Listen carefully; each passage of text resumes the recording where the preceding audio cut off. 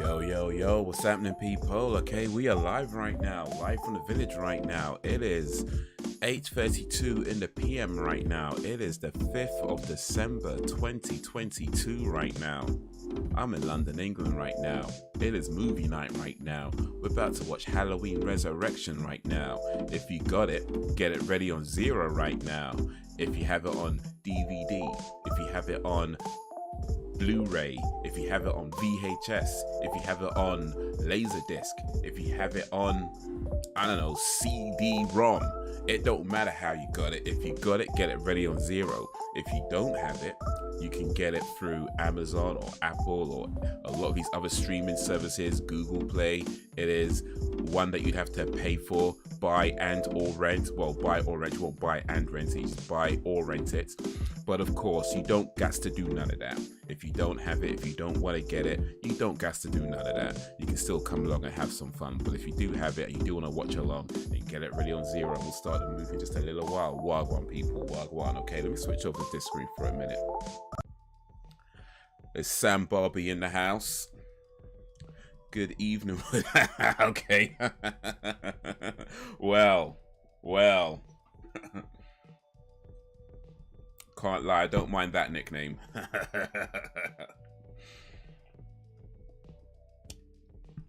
How you doing, Sam? Sam B in a place to be. On Monday evening, Halloween Resurrection.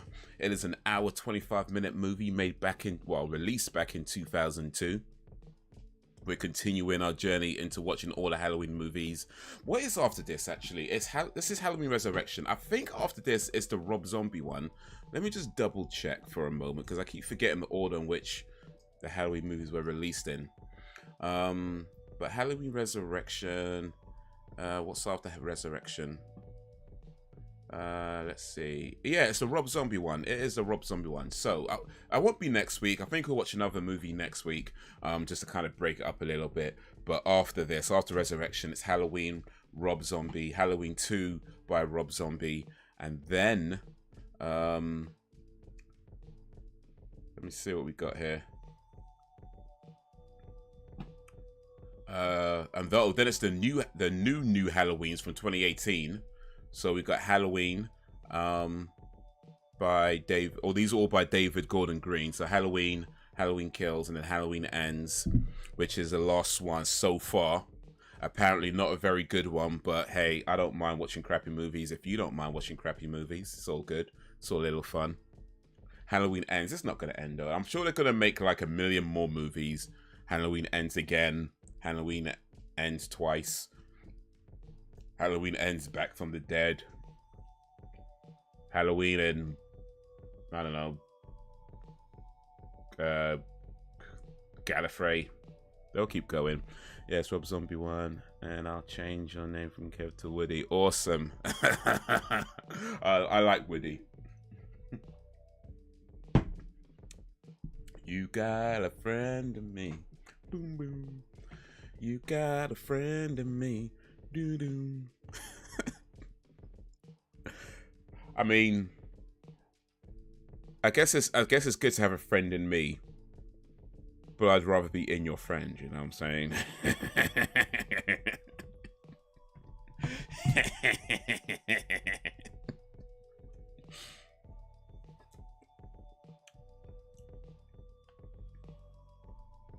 I'm fine if it don't end, as long as it don't suck. I'm sure that, you know what, my guess. So this is where we are entering into the I haven't seen Resurrection. I've seen Resurrection a long time ago.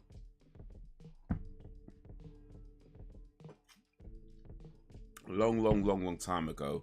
I saw Resurrection, so I don't remember much about it. But after that, yeah, after this rather, we're entering into Halloweens that I haven't seen, which is the Rob Zombie ones and then the David Gordon Green ones.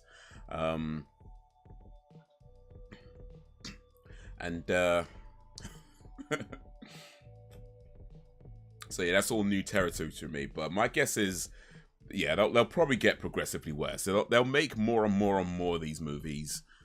I want them to go to at least 20 because the guy who played Donald Pleasance, that's his name. he wanted to make. I saw an interview where with one of the producers, like one of the was Avid Akbar, no Malik, that guy. I think it was him. He was saying that Donald Pleasance wanted to make 20 movies, so they've made 13 so far.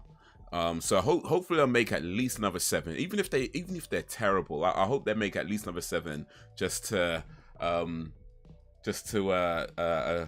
do that, just to have like that kind of thing for Donald Pleasance. I'm not drinking coffee this time. Bring on vigor.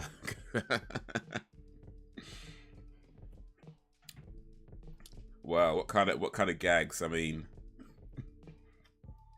what you into? You've got balls, straps. I don't kink shame here, so whatever you're into, it's all good. Plugs.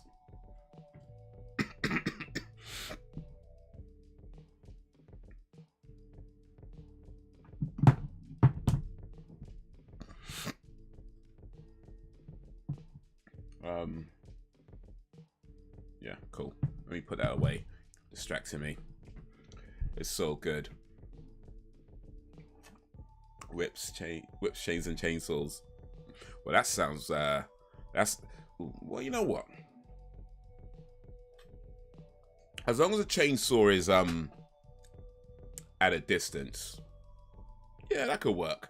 I'm just saying, because the thing about chainsaws is that if you get too, you know, loose with it, like you're having too much fun with it, you could take something off before you know what I mean? Like you could you could have yourself an accident. You know what I'm saying? Like you don't want to be like swinging too much and you just end up just taking things off. Like I heard about a guy, I think he was like a builder or something like that, and he accidentally took a chainsaw to his crotch area. He survived it, and you know he was okay. Well, you know, relatively speaking, but boy, that's just too. It was too close. It was just too close.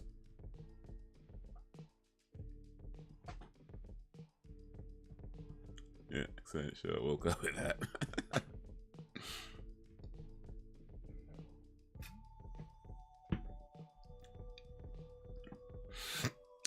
Chainsaw, ring, ring, ring. But then again, the original chainsaws were made to assist with like what was it birthing. It was made to assist with was it premature births, I think, or something like that. So I'm just saying, yeah.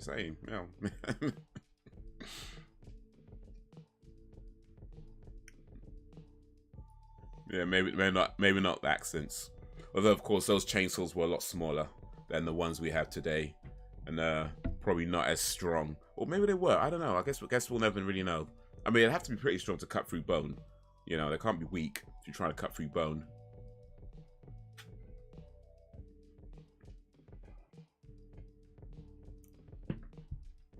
Still though, imagine like.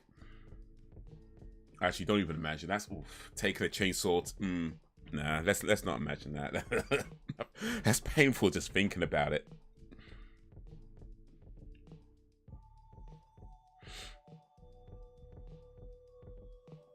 Don't be selfish. It's all about the guy's pleasure. I need the bloody mess to get mine. Well,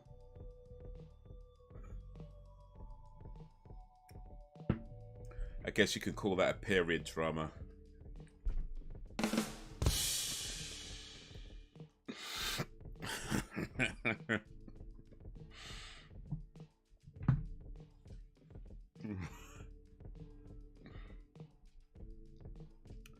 All right. Let me behave myself. Let me behave myself. I'm getting a bit too naughty.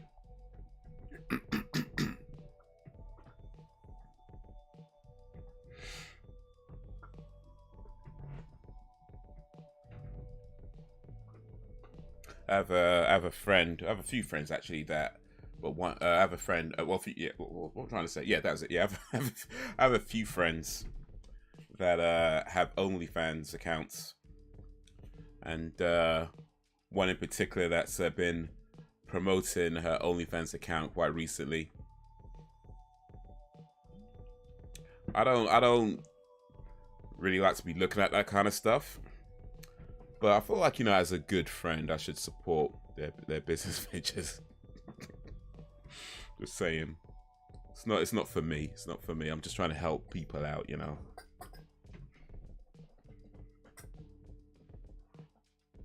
So it's a tough time right now. It's a tough economy.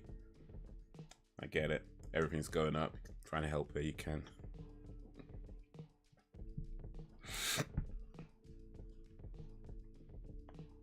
I don't know. Here's the thing, though. Here's the thing. I feel a bit comfortable now. So let me say this.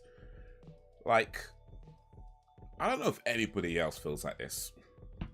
Not even kidding. When a random myself messages me, this kind of stuff I say, surprisingly, they don't talk to me often. Ah, oh, damn it. Bloody posers. But I don't know, maybe, I don't know if I'm the only one who thinks like this. Maybe I am, maybe I'm not. I don't know.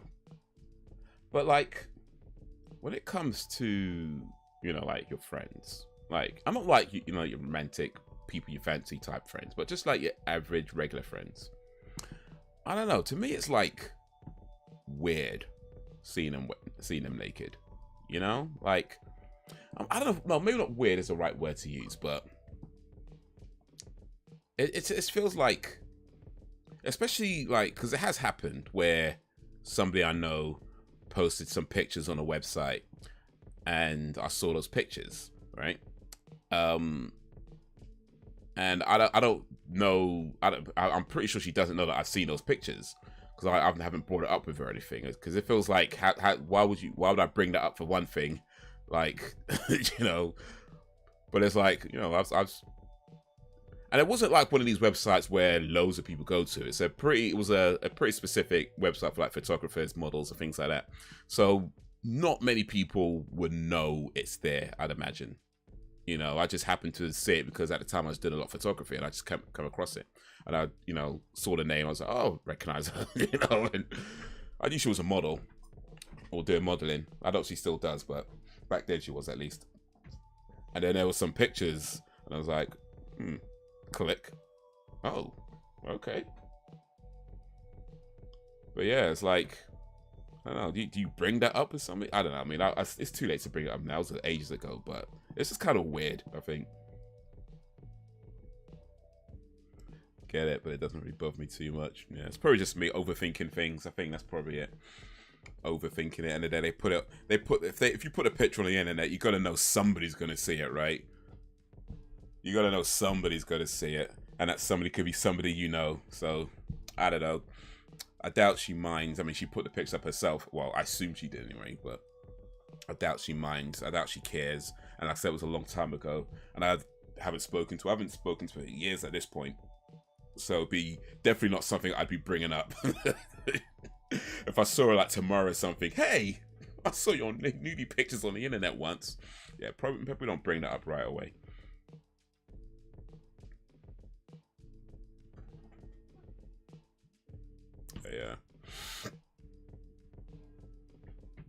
Yeah, I don't know. Oh, we got a like. I think that's Sam Barbie that hit the like button. I'm assuming it's Sam Barbie that hit the like button, since Sam Barbie's the only one in the chat right now. But so appreciate the like, Sam. 1 like, 1 view, awesome. I like that. That's 100% conversion. Is that right? Is that the right word? 100%. Yeah, we'll go with conversion. I don't know what the metric things are. 100% conversion right now. Well, 100%. 1 view, 1 like. Awesome. Start this moving in just a little bit. Just a little bit. Won't go too long. I won't ramble too long. I'll try not to ramble too long. But yeah, we'll start moving a little bit. Get it ready on Zero if you have a copy, if you have access to Halloween Resurrection. If not, it's all good, because it'll come along and have some fun.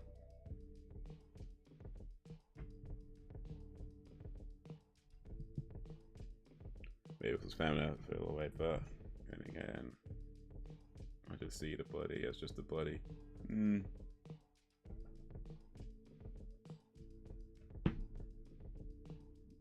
I think if it was family, I could, well, depending on which family, I might think it's more funny than anything else, because most of my family is pretty conservative when it comes to these sorts of things. So if I ever did see come across like some nudie pictures of someone I'm related to, I might be more inclined to just laugh more than anything else. But hey, each to their own. I'm not here to judge.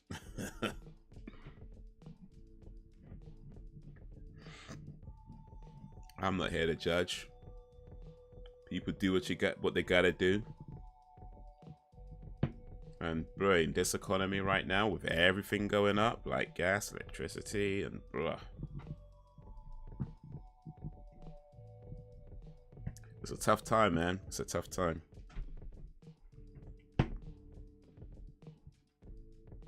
I might have to open up my own OnlyFans, actually. I can't even lie. Sell feet pictures or something. I don't know.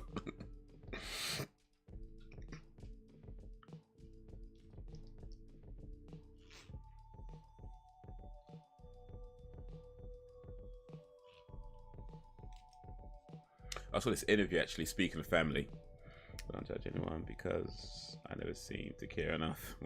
Yeah, I feel that comes down to, it's like, how much do you actually care? Like, it's none of my business one way or the other. So it's like, bruh. But I saw the interview. It was this porn actress, and she was talking about her grandson. When he started to get a bit older, like, I can't remember what age they said he was, but I guess still young, but you know, at the age where you start discovering like stuff on the internet.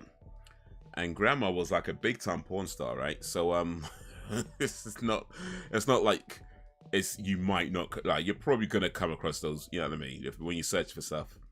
She was talking about like having to explain what she does for a living. how they can afford the house, you know, that whole thing.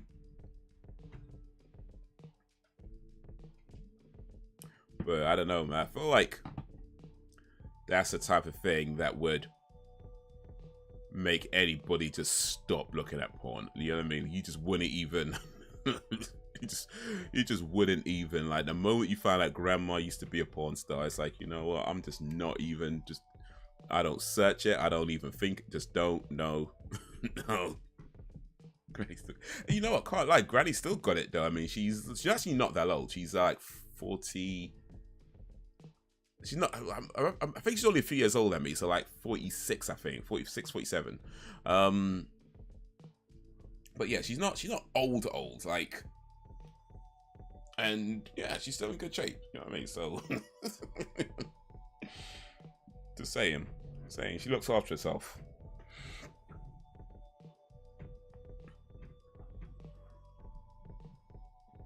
But boy,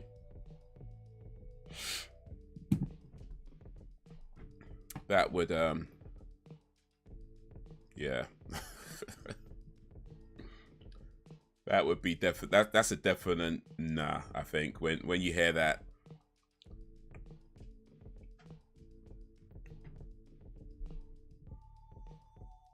Imagine being told off, like being a kid and like you're misbehaving or whatever.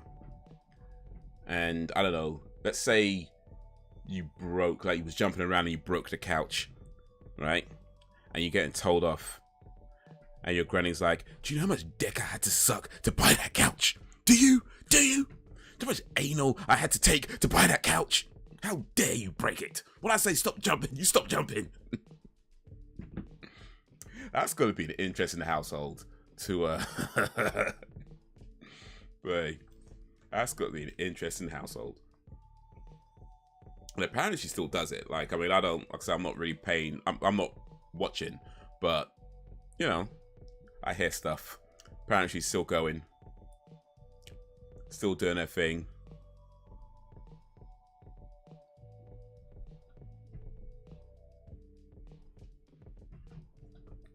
You know how many cum shots I had to take to buy that TV?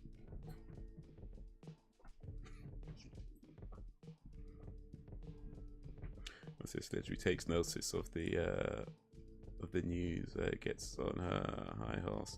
And I'm like, dude, I don't give a rat's ass. Yeah, a lot of the news is stuff where I'm like, I skip over a lot of it. There's a few things, I mean, depending on what it is, of course, there's a few things I might be interested in, and some things that might, you know, it's all gossip. A lot of it is gossip, and then like, you know what? I try to avoid gossip, but I can't lie. Sometimes the gossip's a bit too juicy.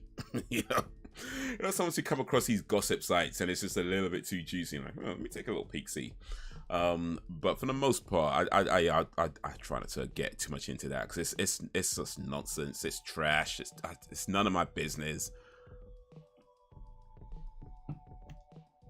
Vast majority of it doesn't affect me one way or the other. So it's like, dude, come on.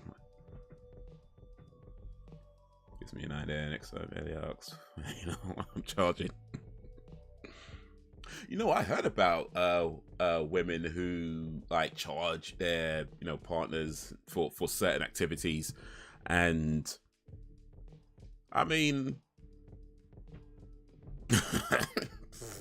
hey, if it works, right?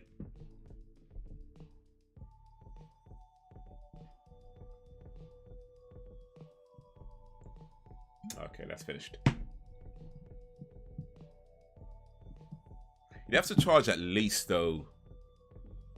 You don't want to go like so expensive that you won't do it, right? You'd be like, nah, it's too much. Don't want to be too expensive, but you don't want to be so cheap that it's just not worth it either. You know what I mean? Like, I feel like you have to set have a good balance in that price. So I don't know. I reckon like at least 500, at least £500.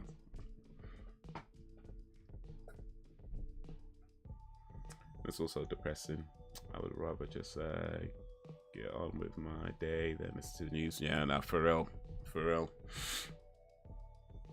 It's a lot of stuff that either doesn't really affect you, and it, well, I guess it depends. Maybe directly, or sorry, maybe indirectly, things could affect you, of course. But in the end of the day, it's like you just got to get on with your day one way or the other. Like, people talk about the war in Ukraine and the prices going up. It's like, okay, that sucks, and I'm not unsympathetic to it, but at the same time, it's like I still gotta get on with my day, right? It doesn't change that I still gotta pay my bills and do it for a donut. All right, well.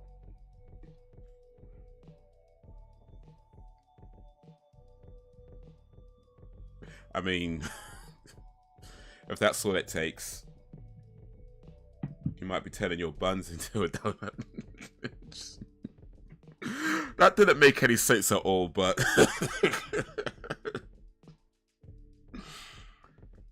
that didn't make any sense at all. But you know what? Yeah, it is what it is.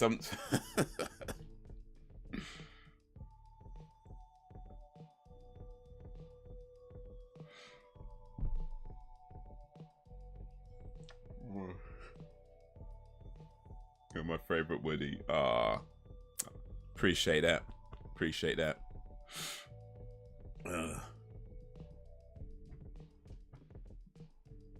Just make sure you go toilet before you do the anal, though. Just go toilet before you do it. Make sure you haven't eaten like too many eggs or beans or anything like that. Right, because definitely avoid laxatives. Like, avoid all laxatives, because just saying that could be a mess. Could be a lot to clean up afterwards. Affected by the price, like, yeah. I mean, we're all affected by it one way or the other, right? We're all affected by it, but at the same time, it's like, what are you gonna do? You know what I mean? What are we gonna do? Like, is is me staying glued to the news going to bring the prices down? It's like, probably not. Probably not. So it's like, all you can do is just do, all you can do is the best you can do. And any given day, any given time, just whatever maybe the best you can do today is not the same as the best you can do tomorrow, and the best you can do next week. But as long as you do the best you can do, you're doing all right. Well, you're doing your best at least. All right, let's get this movie started. So I'm gonna switch over to this screen, and I'm gonna make sure that everything is proper, because I'm not sure that it is right now. Actually, I don't know if the subtitle's gonna come up. There we go. That's the one. Okay, cool. I'm gonna hit this button, and I'm gonna get mine ready on 0 because I haven't done that yet. So I should be doing that already. So, guys, yo, what up, Reese M? About to start the movie Halloween Resurrection. 29 plus VAT with some experience in sexual escapades. I know it's okay, cool. Cool. Preaching to the choir right now. Okay, I get it. So good. Alright, so in 3, we're gonna go 3, 2, 1, then play. So get your fingers ready. And in 3, 2, 1, play. Yo, appreciate you guys coming through. We just started the movie. It is Halloween Resurrection for movie night. It is an hour 25 minutes. Mustafa Akkad presents a Nightfall production of a Rick Rosenthal film, Busta Rhymes, Bianca Kajlik, I'm sorry if I said that wrong, I probably did, Thomas Ian Nicholas, Ryan Merriman, Daisy McCracken, so Katie Sackhoff is in this, okay, Billy Kay, Luke Kirby, and a special appearance by Sean Patrick Thomas, with Tyra Banks, we were rooting for you, and Jamie Lee Curtis. Okay, I'm gonna read the rest of it. I'll go to 3. Oh, sorry, I read it wrong. I'll go 1, 2, 3, just to be different. Sam the Rebel. What's the most disturbing film you've seen? Ooh, that could be a good question. Guys, what's the most disturbing film you've seen? Reese M will like to know. What is the most disturbing film you guys have seen? Let me try and think of that for myself as well. Halloween 2, 81 Lawyer. What up, Ben? Appreciate you coming through. It's on TCM Movies at 11:20 tonight. Oh, that is cool. That is cool. I don't know if I have TCM Movies, though. But for those who do. I've seen the banned version on Freak Show. That was pretty messed up. Well, a banned version of Halloween 2 or Halloween Resurrection or some other film. The Girl Next Door is the most disturbing film Sam has seen. Okay.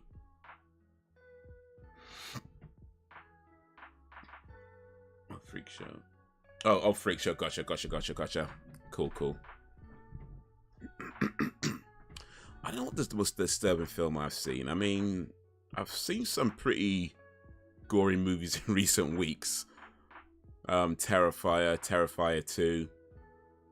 There's one scene in particular in Terrifier which was, what shall we say, memorable. But is it gore? Is it this most disturbing film? I don't know. I guess I wasn't disturbed by it, but it's definitely gory.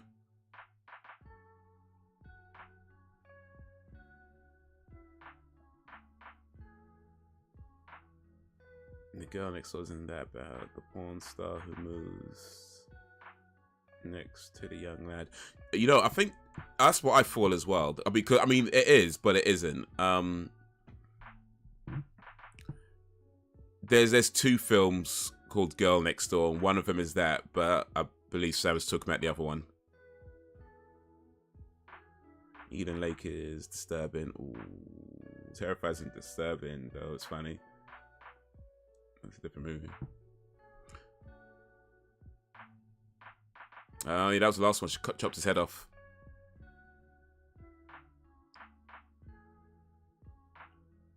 Yeah, Terrifier has moments, but overall, I don't know if I said the film was disturbing.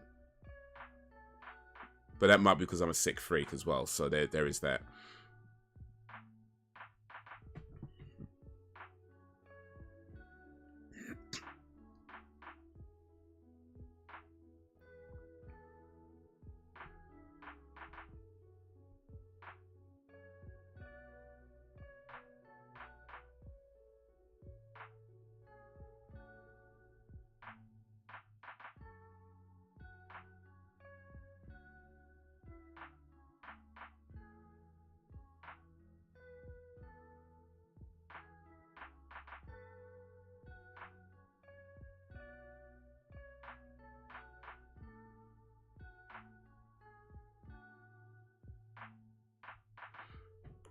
Martyrs is also a bit of... Oh yeah, Martyrs.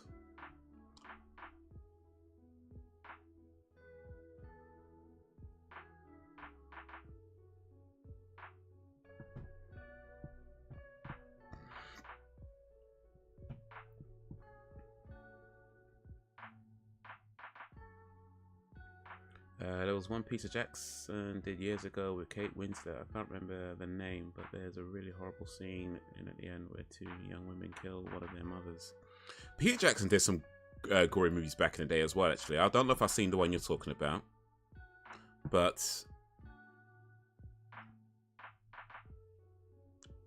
See, Martyrs is from a trilogy, okay. Actually, no, I think I knew that. I think I knew that, actually. But cool, yeah. Guess I just forgot. But yeah, Peter Jackson did some pretty gory movies back in the day, but he did like a lot of practical effects.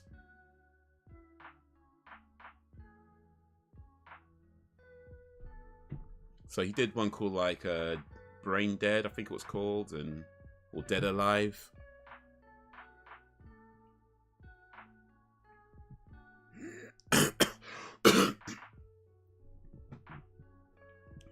But yeah, his movies were kind of like out there back in the day. Like he did some nonsense. Well, he did some things. But that's the most disturbing though. I don't know, man.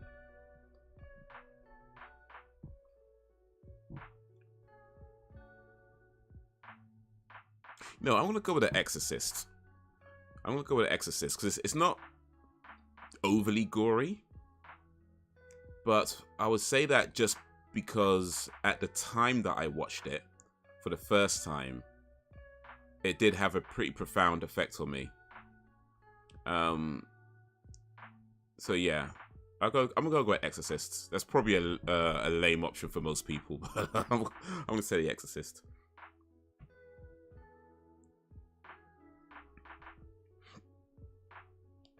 Might have been called Beautiful Creatures, the Pete Jackson one. Might be completely wrong. It's a true story. It's called Heavenly Creatures.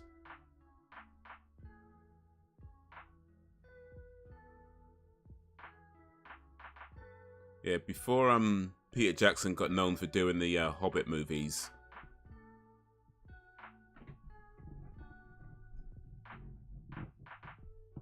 Yeah, he did some mad things.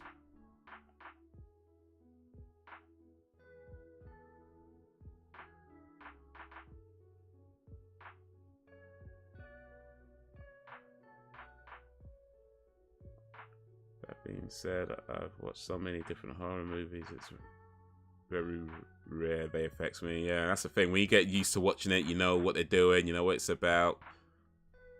It might not have the same effect had you never seen a horror movie before and you watched that for the first time.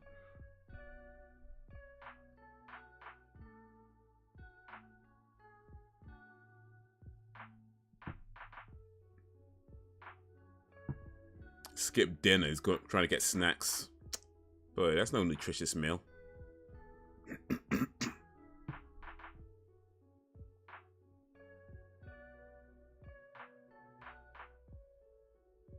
That's gonna be the last thing you ever eat, isn't it?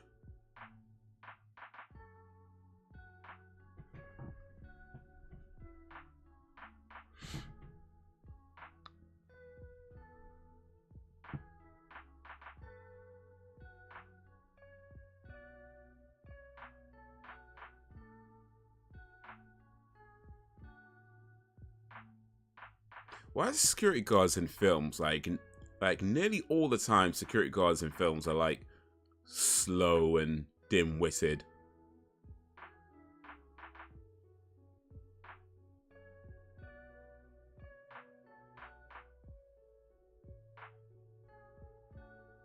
And ill-equipped for the job.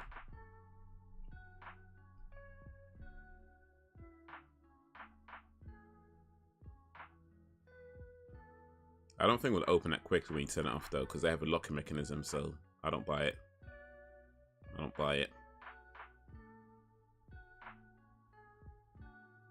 One-handed.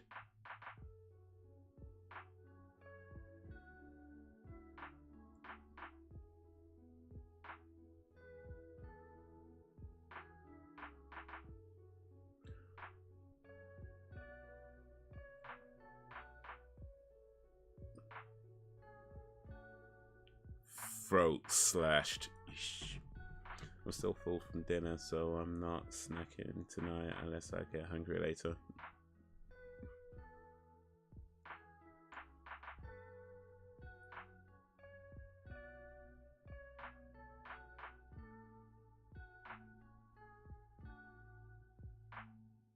This guy's a Ted Bundy fan. Maybe some more of the psychological mindfuck movies that stick in your head. Oh, that's for sure. That's for sure. Like, I think like the first time I saw The Ring or The Grudge, you know, stuff like that. A lot of the old school Korean movie. Well, they're old school now.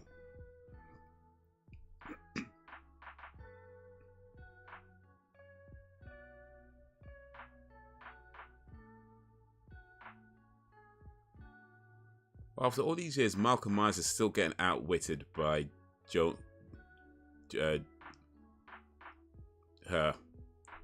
Laurie Strode. Like, I watched 10 Rillington Place late at night when I was little. That sort of stuck with me. 10 Rillington Place. I'm not sure I've heard of that one. Was that psychological horror? He's All That was quite disturbing though. He's All That. Well, I mean, all those TikTok dances, yeah, that would do it. The Addison Rae and Tanner Buchanan.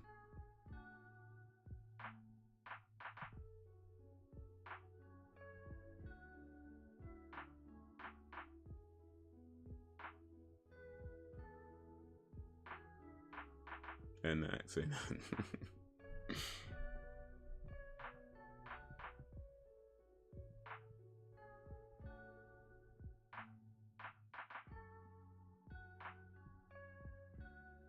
Oh, she finally couldn't get him though.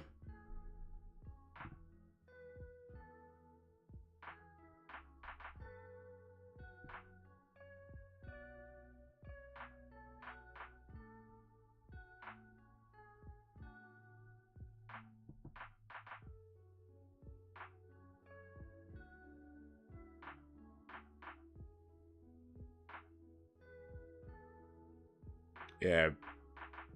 Take his mask off, then put a knife in his head. Put a knife in his head, then take his mask off. There might be a better way of doing it.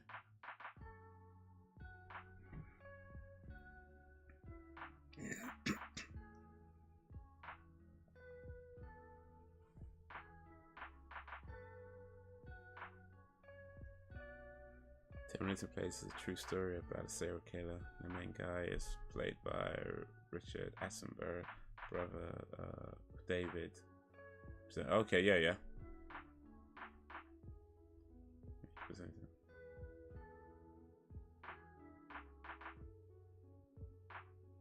Those would be terrifying in that. Yeah, I know that's what he's talking about. He was in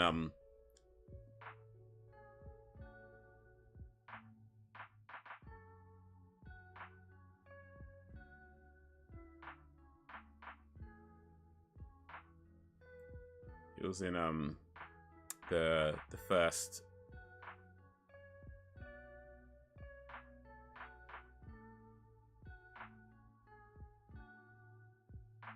Jurassic Park movie.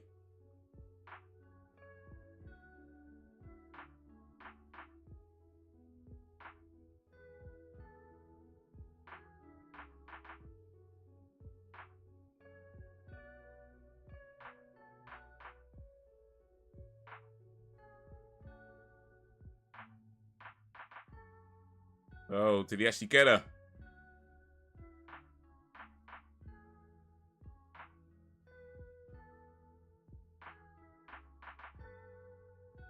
After all these years. Brilliant actor yet.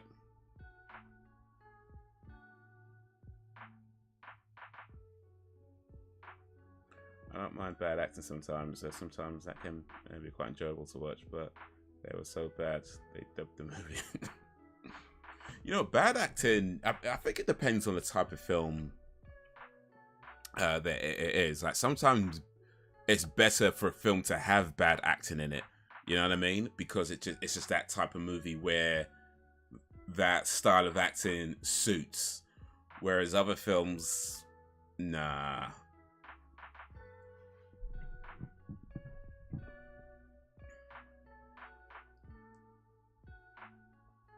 Oh.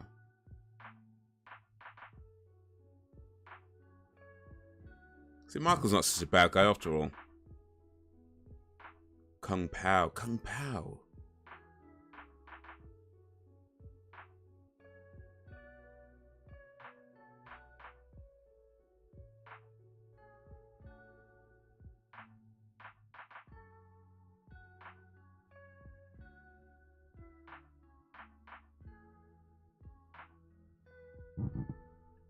Kung Pao, is that the Stephen Chow movie? I don't know, I don't think it is. No, it's not, is it? That's Kung Fu Hustle, my bad.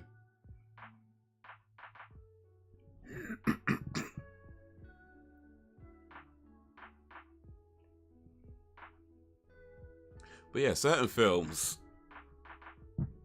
definitely work better with bad acting in there. Or at least they're not ruined by the bad acting. Like other films where you got somebody who just can't deliver the lines with any real kind of emphasis or whatever, and it just doesn't work.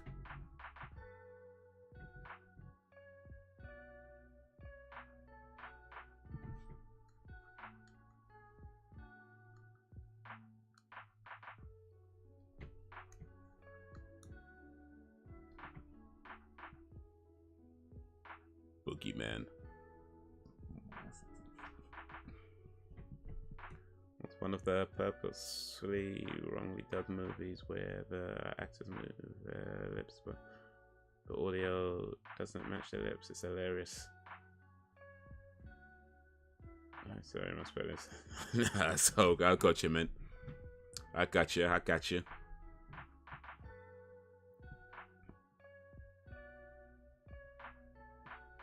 Speaking of subtitles, my preference is to watch films with subtitles on, right? Oh, that's Katie Sackhoff. Nice. But yeah, my preference is to watch movies with subtitles on. But what kind of bugs me sometimes is when the subtitles are ahead of the speaking, right? And it kind of spoils what they're about to say before they say it.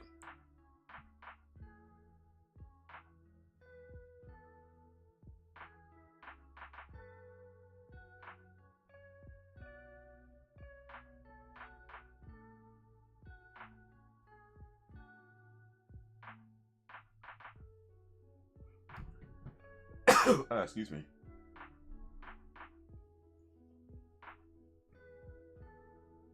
Sean Patrick Thomas, he was pretty popular back then, like, because he was in bare movies. This dude was in Barbershop 2. He was in Save the Last Dance.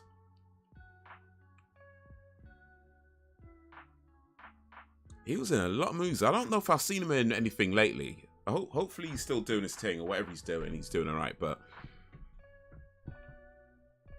I'm not sure what the last film I saw him in, but I remember he used to be like in just about everything back in the day.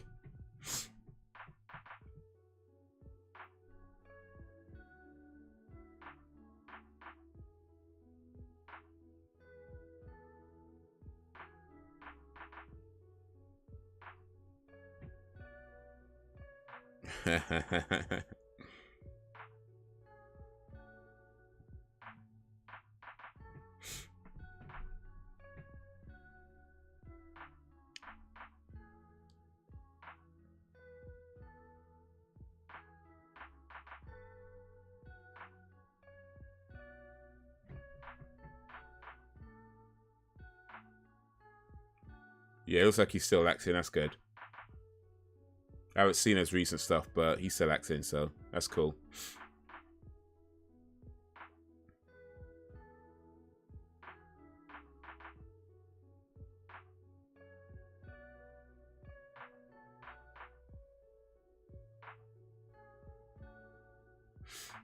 Yo, what up, Frozen G?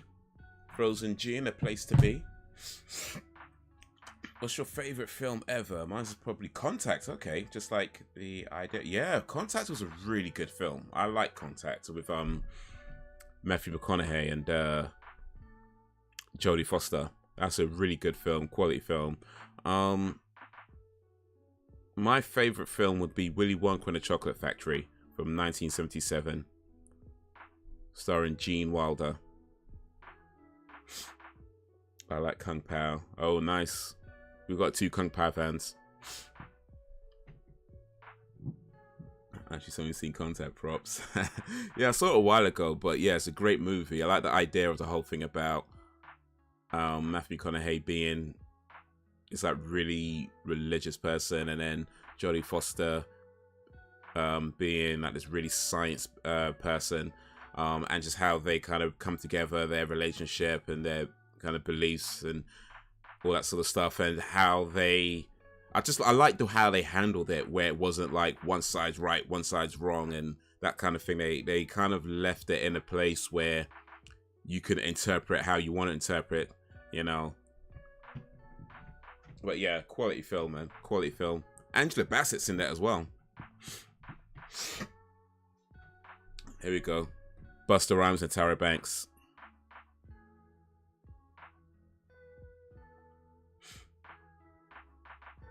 So dumb. I love Willy Wonka too. Wilder was superb in that. Yeah. What about Young Frank? I haven't seen Young Frankenstein actually, but I know Gene Wilder's in that as well. Why would you have a TV show celebrating the world's most brutal mass murderer though? Come on. This TV show is a bad idea. But yeah, with Willy Wonka and the Chocolate Factory, one of the things that I like about it, I'll say the main thing that I like about it now really, is the fact that when I watched it as a kid, it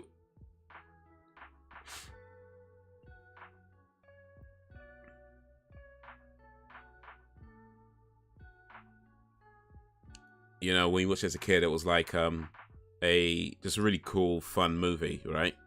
But you watch it again as an adult, and you just realize how psychotic Willy Wonka is. Like, this guy's kind of psychotic himself, actually.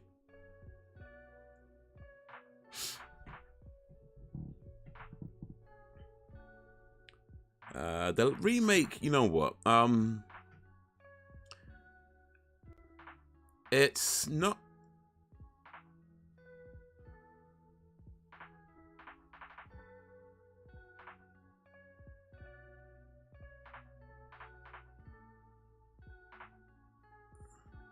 Yeah, the Scream that got it.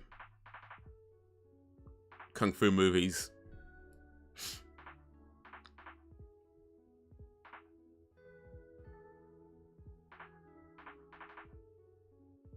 I mean, the remake had some charm to it. Overall, it just didn't do it for me, though. You know, I felt like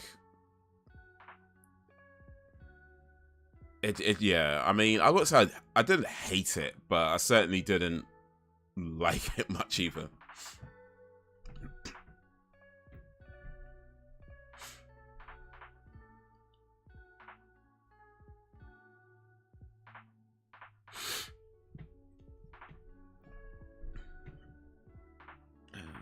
I heard he said he wouldn't do the movie unless he could do that scene where pretends to be old and crippled and then does the forward roll. I think he wrote that scene. Gene Wilder, okay. That scene's really cool, isn't it? I remember watching the movie at school, also popular in the 90s.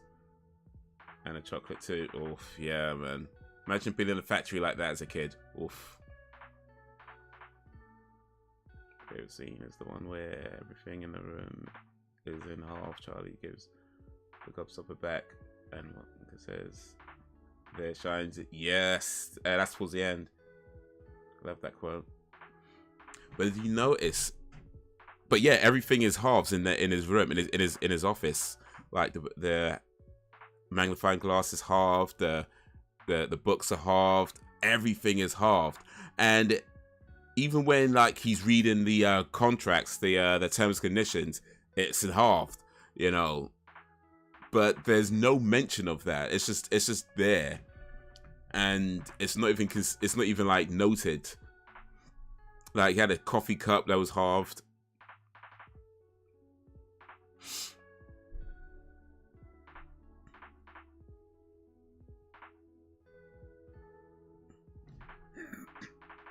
Tell you my favorite quote from that movie though is the bit where they're walking through the hallway and they stop, and he stops them and he says, "Oh, I've got to show you this. It's lickable wallpaper." And he says, "Lick a strawberry, it tastes like a strawberry. Lick a raspberry, it tastes like a raspberry. Lick a snarsberry, it tastes like a snarsberry." And then Veruca Salt says, "Snarsberry? Who's ever heard of a snarsberry?" And then he stops her and he says, looks her right in the eye and he says, "We are the music makers and we are the dreamers of dreams." That's my... It's from a poem by Arthur O. Shugnessy. It's called Ode. It's like the first line of that poem. But yeah, that line stuck with me. That stuck with me. We are the music makers and we are the dreamers of dreams.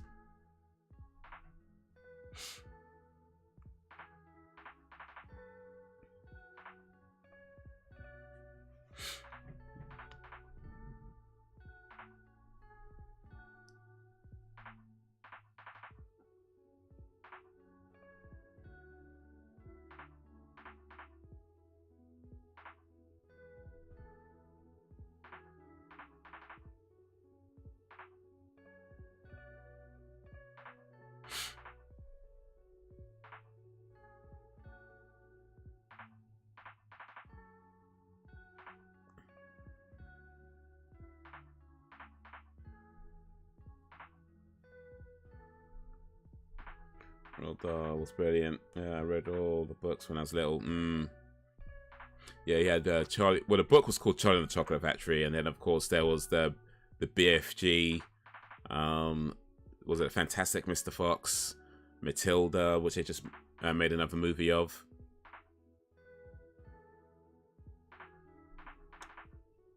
Right, Danny, the champion of the world, and boy, which was more of Norse biography. Okay, I don't think I read those ones.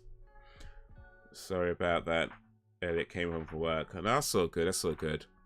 You got to get your money. Hopefully not so sore you can't sit down. So it's all good, Sam. It's all good.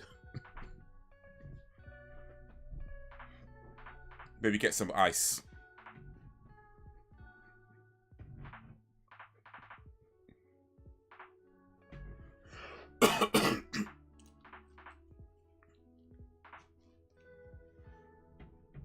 I'm just saying though, like if there was a house where like a series of like murders happened, and then somebody bought that house and decided to run a TV show where people come and stay over at the house for the night and win money, whatever. I mean, it depends on how much money it is, but it'd have to be a lot of money for me to do it. Like, I'm not even that, you know, I wouldn't be worried that killer's gonna come get me, because I'm sure they'll make it safe, whatever. I'm just saying, the idea of staying in a creepy ass house for the night, I'd want money for that, like,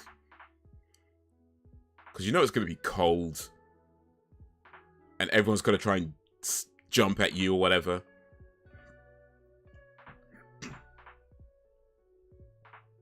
And you know the killer might come back as well. So, oh, you know what this is? Have you seen Peeping Tom? Oh, have you guys seen? Yo, Reese M, you seem like kind of a movie buff, but has anybody seen a film? It's an old film called Peeping Tom. If you've seen that film, I feel like this is a reference to that.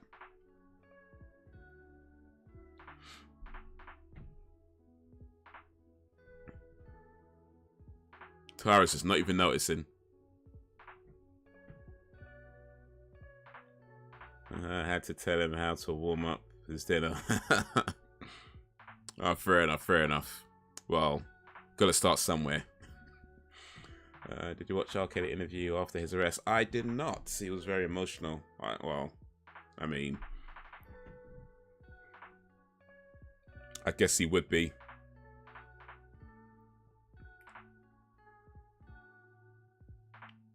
Still a creep though, so yeah. Yep, seen it. I haven't. I don't think it's not the Robin Williams one where he spies on his family, is it? No, that was Mrs. Doubtfire, I think, wasn't it? You think he done it? Yeah, I think R. Kelly did it. I think he did. I mean, I think that's pretty much proven at this point, but yeah, I think he did it. But no, Peeping Tom is a film from like 1960 or around about then. I don't remember who's the actor or who directed it or things like that. It was a long time I saw it, but yeah, it's an old school film.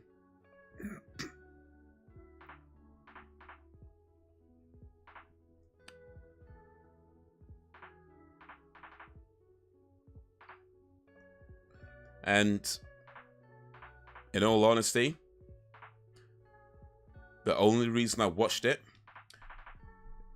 is because when it was coming on TV, I think they said it was like the first film, or at least the first Hollywood film to have nudity in it. And I was at that age where it's like, yeah, I just want to see boobs. So I watched it for that reason. Turns out that there's no nudity in that film at all. I mean, there is, but you don't see anything. Like you don't actually see. Really, you don't. But still, it was even though that might have been a reason I watched it, which is admittedly not the good reasons to be watching movies, but nevertheless, it was a good film, quality film, and worth checking out. But yeah, it's an old school film, like 1960 something. It's about a guy who, well, he pretty much spies on people and kills them without giving away too much. But he works, I think, as a cameraman or something like that, or photographer. He invites like girls up to his apartment, and then yeah, it's not about boobs. It's not about boobs. I'm sure his victims were, yeah, indeed. Yeah, I think R. Kelly is beyond the point of reasonable doubt. But yeah, I think at this point he did it, and there's been rumors about him for the longest time, if like from Aaliyah days, you know. So this ain't even new. And plus, he was caught on tape, I think, at one time.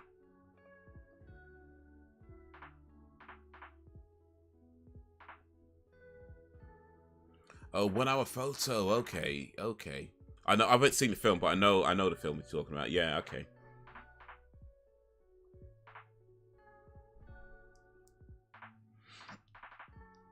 Then I lost the spies on his family.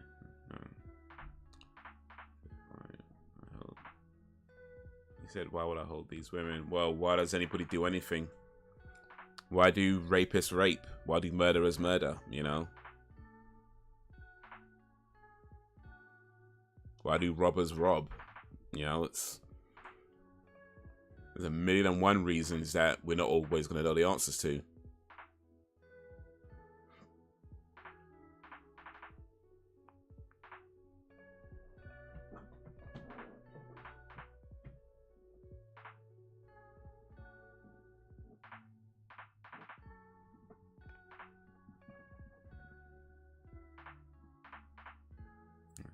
I watched Robin Williams movie about a boy.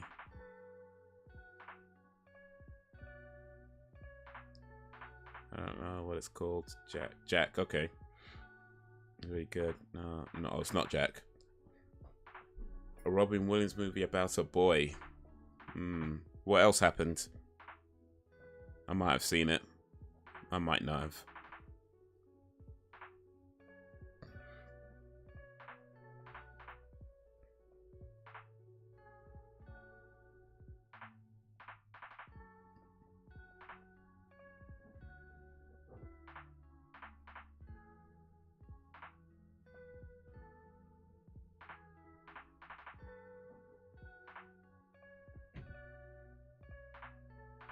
But this guy's a bit too handy. It's a great performance in that movie, and he wasn't bad. As in Evil, he was very lonely, and it went crazy. That story about what happened to Williams, oh, for sure, man. World's greatest dad. I haven't seen. Speaking of Robin Williams, I'm sure you guys have seen Dead Poet Society. And if you haven't, by the way, you definitely should. But that, you know, not quite about a boy, it's about several boys. But yeah, that was a great movie.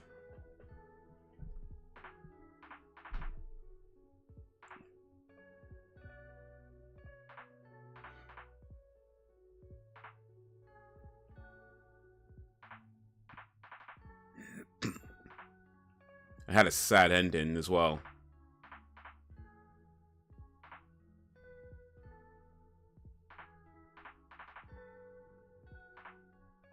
Captain, my captain.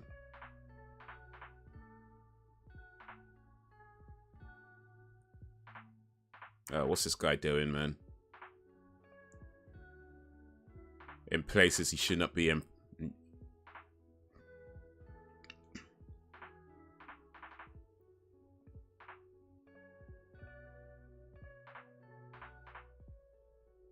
So he's just snuck into somebody's office or whatever just so he can watch TV.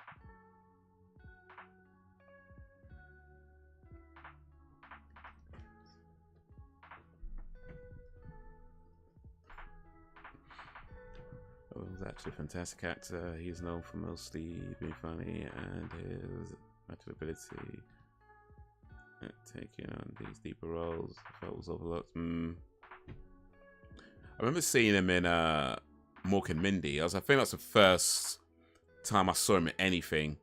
Was Mork and Mindy. And apparently, like, when they would write the script of Mork and Mindy,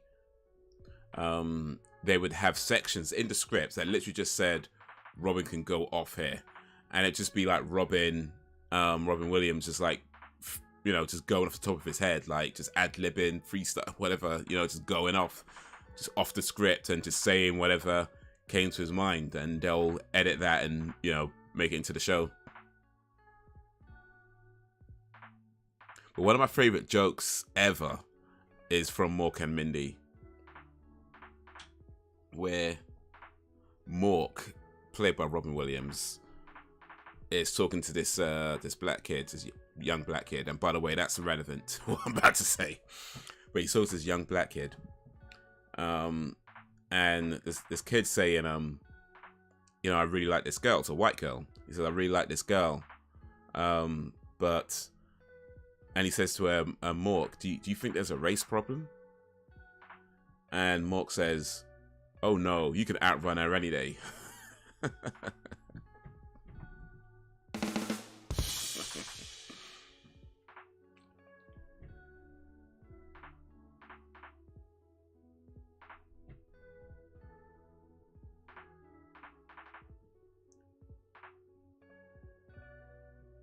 Katie Sackhoff. Is she gonna get her rack off?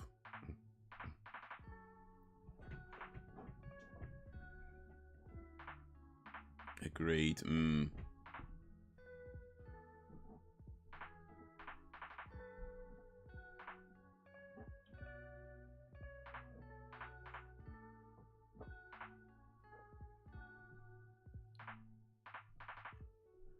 Very well past these days. People too easily offended. Yeah.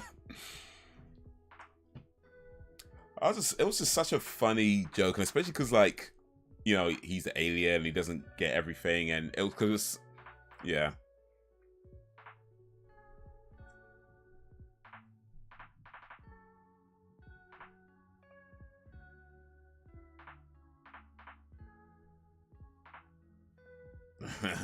Girls into it.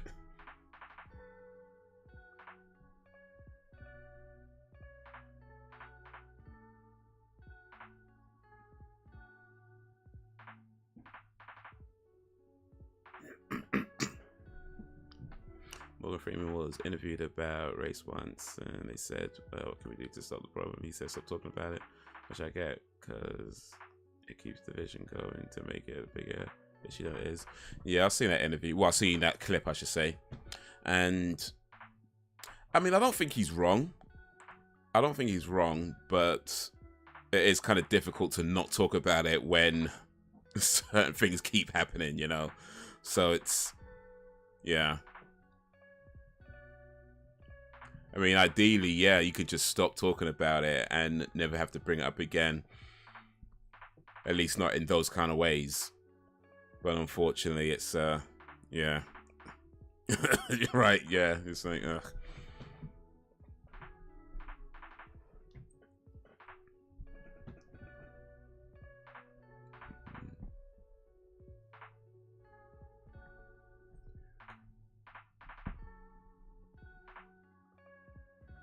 Ugh.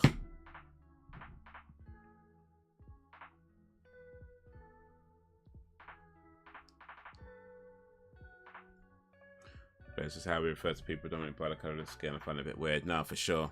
For sure.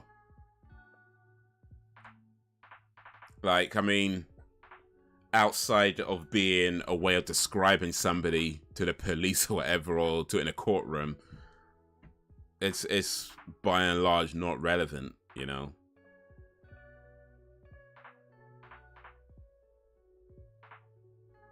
Like, if you need to describe what somebody looked like, then okay, fair enough. But outside of that sort of thing, yeah.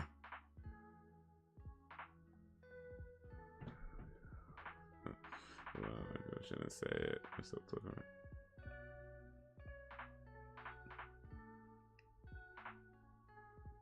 I guess Morgan Freeman can say it. And if that's how he feels, how he feels. A lot of people shouldn't say, just stop talking about it. You know what? I wonder what would happen if a white person said, yeah, let's just stop talking about race. It probably won't go down so well, my guess. It probably won't go down so well. That's black privilege right there. You can say certain things and it's less of an issue. Oh, look at that. Should I take one for the team? You sure? You sure? I mean, I'm not going to say don't do it. Oof. But I don't know, man. It might be ill-advised. If you are going to do it at your own risk. At your own risk.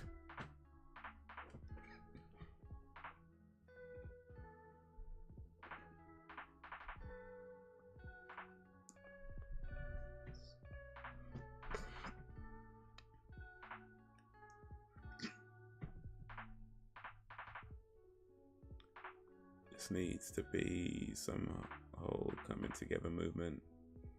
It's always about division, men versus women, young versus old, rich versus poor, etc.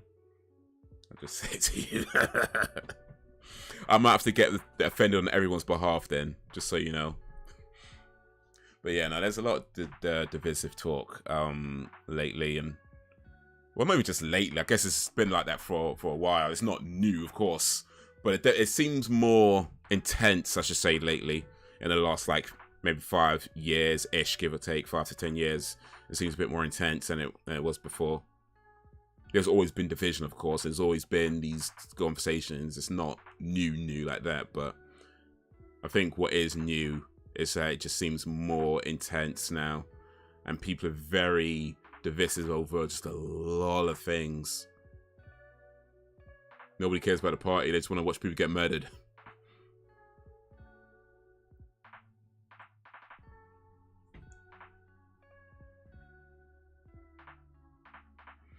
Really there, people feeding off that division. It's in there and just keep it going.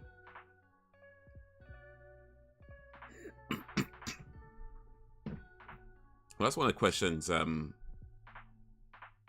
kind of got to ask yourself, isn't that? Who benefits from all this?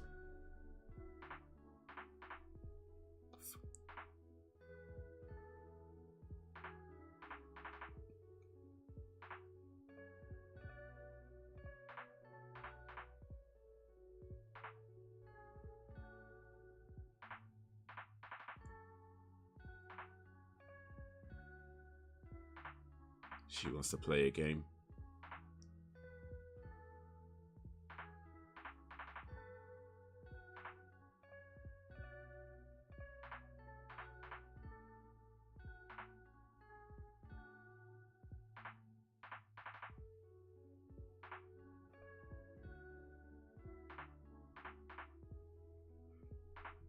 Here he comes for me with a pitchfork.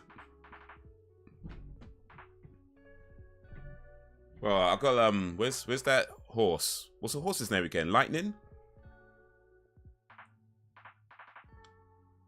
I think the horse is called Lightning. I can't remember what's the horse called again. I've forgotten. I gotta get my horse.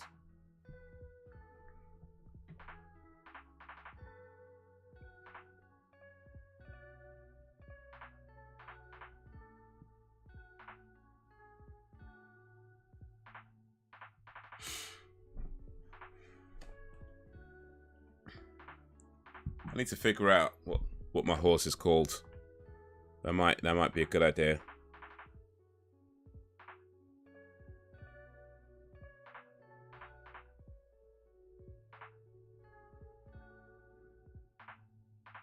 Bullseye. Yeah, that's it. Bullseye.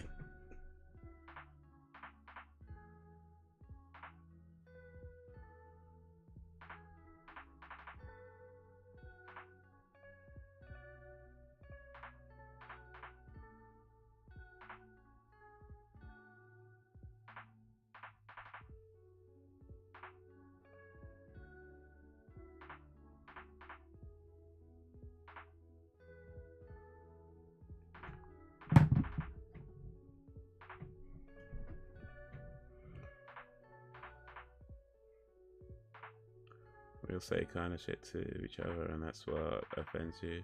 Stop talking about it.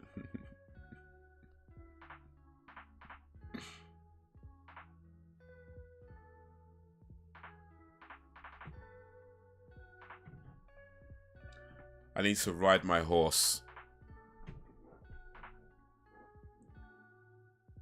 I mean, I have to pay her first, but...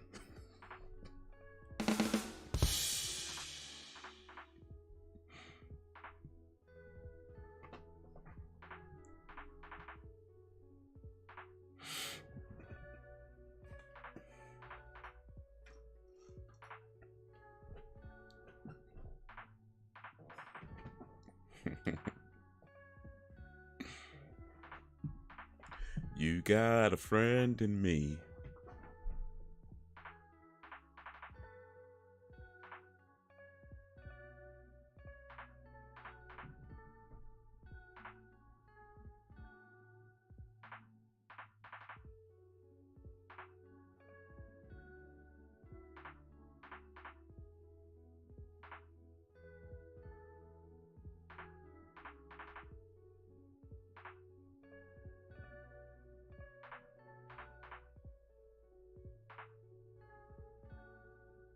I think I might have asked this question before, but let me ask it again because, you know, there's a few new people here now. I think most people fall into division crap. Hey.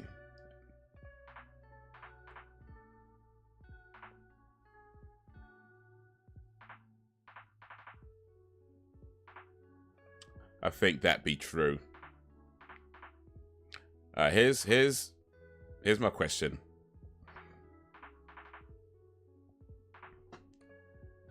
All right, so you're in a horror movie, right? And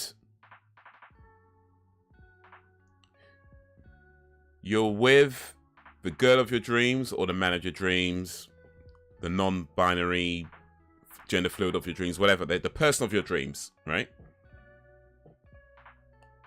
You have one chance and one chance only. If you don't take it, it never happens. You have one chance and one chance only to be with that person in whatever kind of capacity, romantic, sexual, whatever you want. One chance and one chance only to be with the person of your dreams. But if you take it, you don't survive the horror movie. So, do you be with this person, take that one chance you get to be with the person of your dreams, and then not survive the horror movie? Or do you forego that one chance that you'll never get again and survive the horror movie? What do you do? What do you do?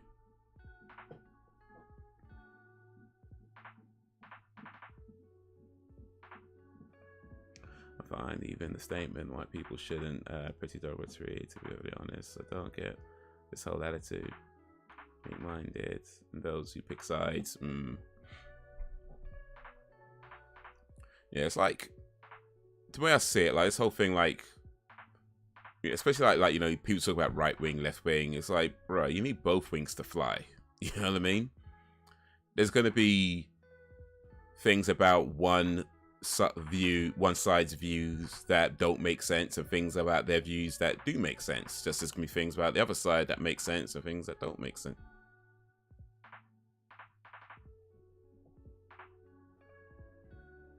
Uh-oh.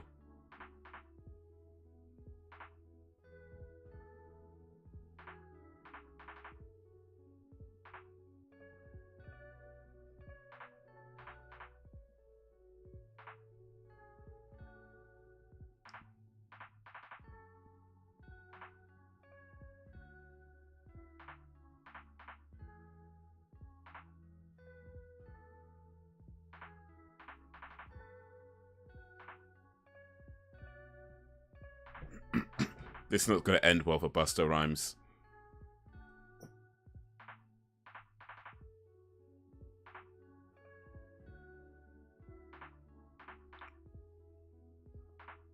Oh, you left him alone. Okay.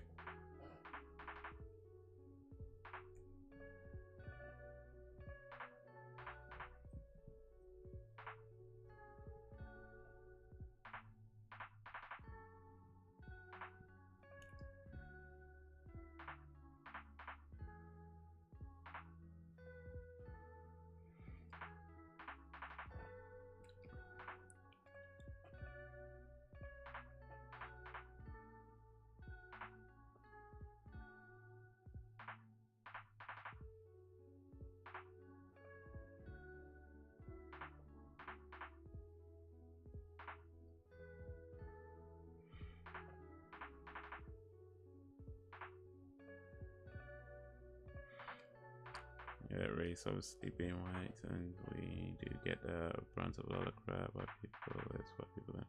Sometimes white people don't help themselves either, so we all got a lot to learn when it comes down to it, eh?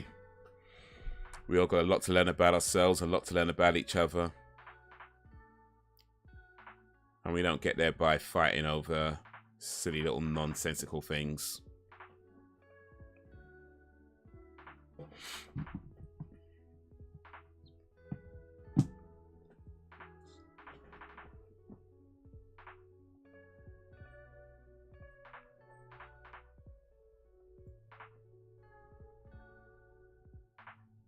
Man, that's some nasty place they got these kids staying in. Like, I mean, it's a TV show. Shouldn't they have like health and safety or something? Just let them stay in some dirty, rat-infested house.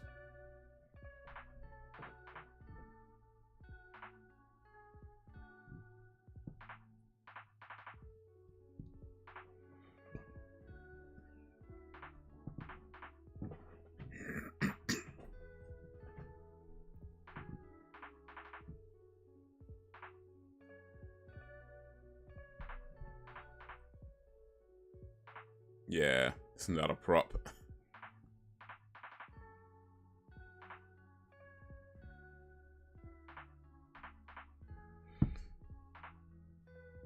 Wait, so what happened to Laurie Strode's son from the last movie? Or did they kill him? Did Josh Hartnett get killed in Halloween, was it Retaliation or whatever they called it?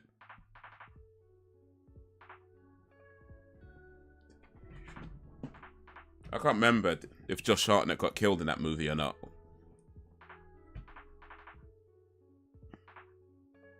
He isn't mentioned again. Just oh, mate.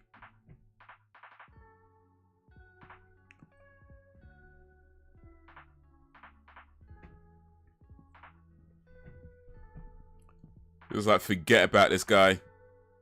Oh, wait. Eee, that's gotta hurt. Right in the back.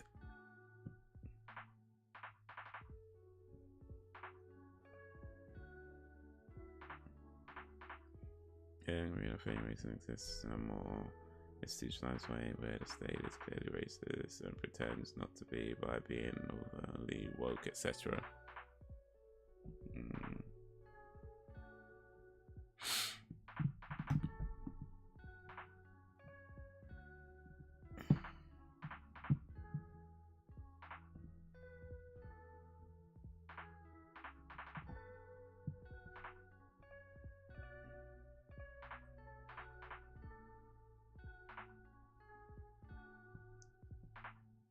Yeah, I mean, what I'd say is that I think most, if not all of us, have, you know, some kind of subconscious racial bias, right? And that's just, you know, how it is. You know, we're all raised in the same society, so we're all going to have something like that. That's not even the problem. But I think just being aware of that all of us, not just like white people need to be aware. I don't mean like all of us need to be aware of that. And that not everything is done in malice. This is true. But then at the same time, just because it wasn't done in malice doesn't mean it's still not a boundary that's crossed, you know, that sort of thing. So it's just being mindful of that sort of thing and being respectful of people and being willing to listen. You know, if somebody says something upsets them, be willing to listen. I don't think that happens enough, you know.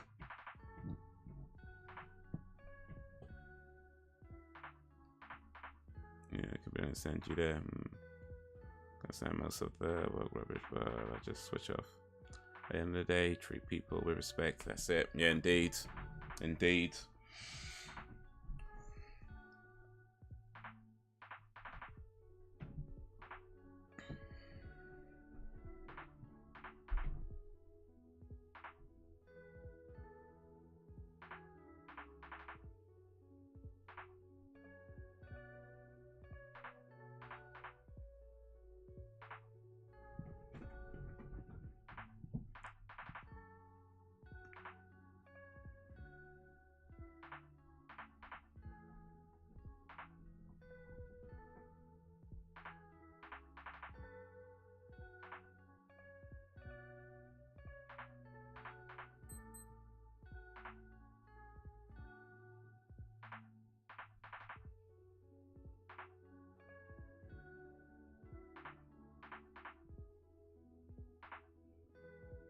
Well, that's true.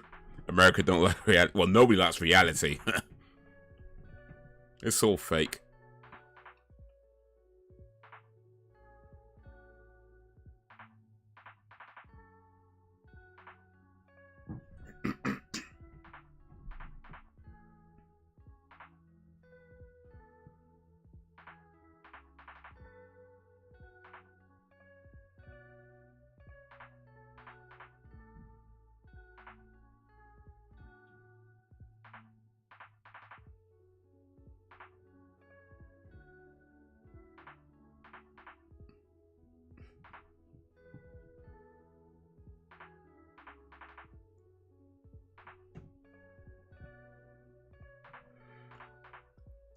Yes, let's read it. You can replace all the originals with that statement. Just treat people with respect. Apart from you, Woody, you lost my respect when you said.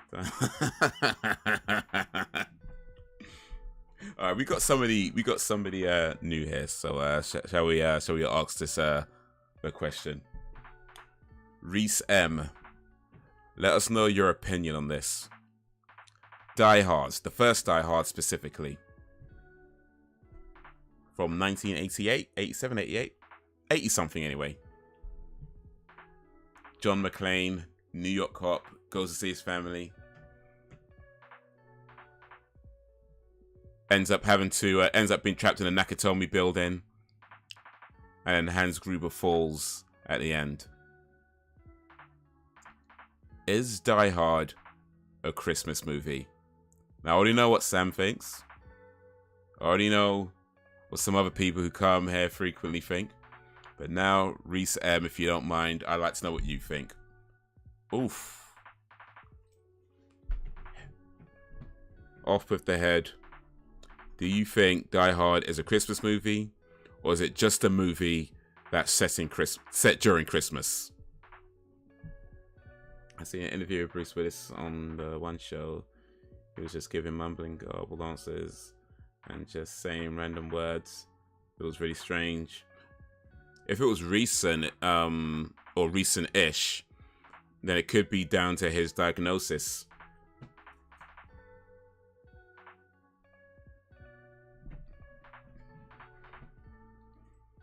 He has I can't remember what it's called, something.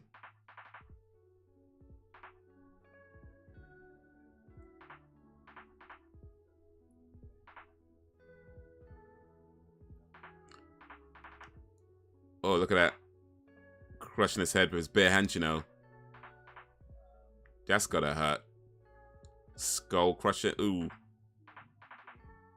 Man's got vice grips. Yikes. Okay, so here's an interesting answer. This is what Reese M says. This is an interesting answer, I think. Are you saying in your face? But let's read it properly. I think it's a Christmas movie, even if it isn't. Huh? So, Reese is saying that he calls it a Christmas movie because it's mentioned enough times in Christmas, the same breath of Christmas, but he acknowledges that it isn't actually a Christmas movie. You're just saying that you think it's a Christmas movie. That's fine. Like that's your opinion, right? Which is what I asked for, you know. But it's acknowledging that it isn't a Christmas movie, although I think it is just because it's mentioned enough times with Christmas. But it still acknowledges, yeah, still acknowledges that it is not a Christmas movie. So yeah.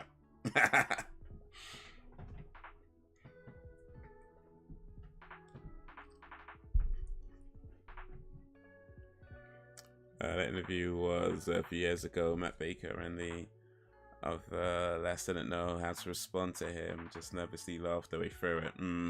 Yeah, he had the diagnosis. I can't remember when exactly, but I mean, I think the public only found about it recently. Like in the last, maybe, I think this year, the public found about it. But apparently it's something that he's been dealing with for a while. So yeah, it could be that. It could be that. But I can't remember what it's called. I forget. It begins with an A. It begins with an A, but I forget what it's called. But it affects. It's a type of like it's a type of stroke. It's not like a full-on stroke, but it's a type of stroke that affects like your speech and your communications and things like that. Right, that's got to be a painful way to go. It's a Christmas movie. Deal with it. Just saying, though. That's it, yeah. Asphasia. Asphasia, yeah.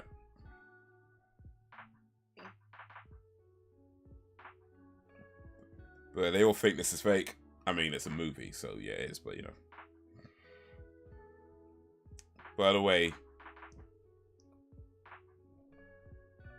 Bruce Willis himself said it's not a Christmas movie. Just saying. Just saying.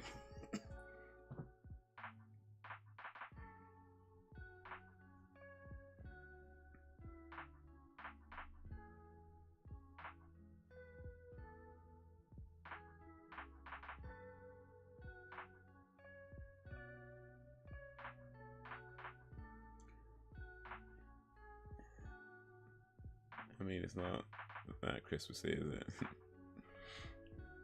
Yeah, the way I see it is that it's a movie that's set during Christmas, and as such, it has, you know, Christmas trees and, you know, Christmas references. But the film itself, like the story and the plot and the main parts of the actual film, don't really involve Christmas in any significant way. You know, like there's nothing about the story, nothing about the characters, nothing about the plot that means it could only take place during Christmas. Like it's pretty much a story that could take place pretty much any time of the year. It just happened to be Christmas.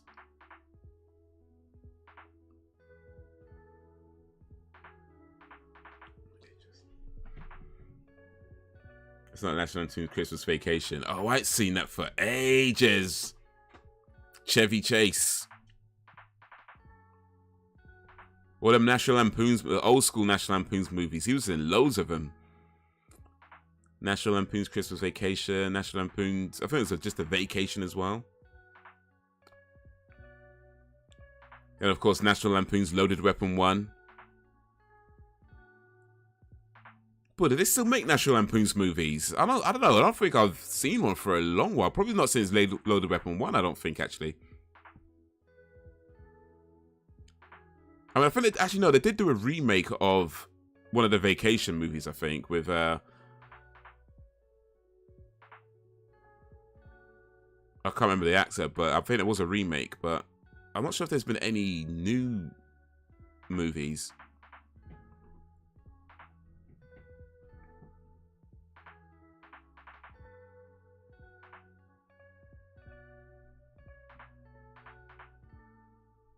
I watch every year. Still kills me off every time. But I don't actually look at that movie and watch that again because it's been a long time since I've seen that. A lot of those National Lampoon movies, like them Chevy Chase ones.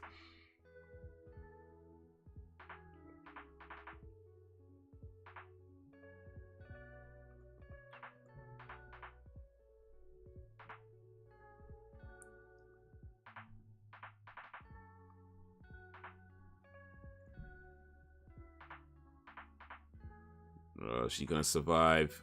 I mean, she is. They need at least one person to survive this damn movie.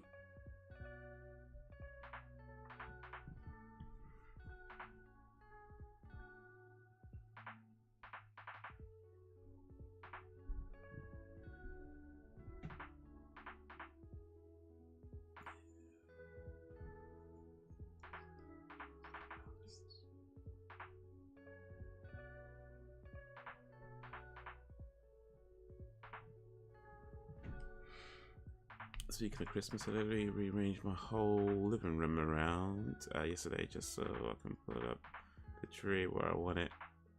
Isn't that what you're supposed to do?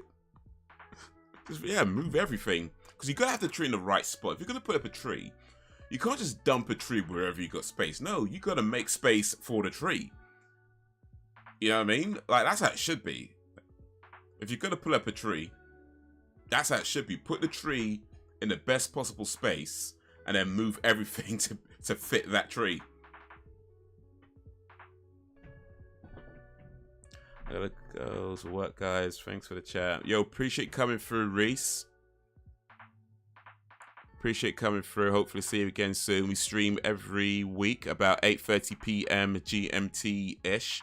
Also do some gaming streams as well if you like games. And every now and then I might actually post a video on this channel too. But yeah, we do the streams every week, so yeah. I sometimes do like random live streams in my car every now and then, so yeah, look out for those too. But yeah, appreciate coming through. Enjoy the rest of your day. Well, it's at work, so, you know, as much as possible, try to enjoy the rest of your day. But yeah. Pop in if I see you live. Awesome. Busta Rhymes is doing some karate moves now. Busta Rhymes is gonna bust a move. Alright, big up Reese. Till next time. Peace, homie. Appreciate you. Don't normally change the whole room around. No. I do a deep clean, but don't change furniture. Well, they better stab him multiple times before they walk away. Stab him in his forehead. Don't. They made the same mistake as everybody else.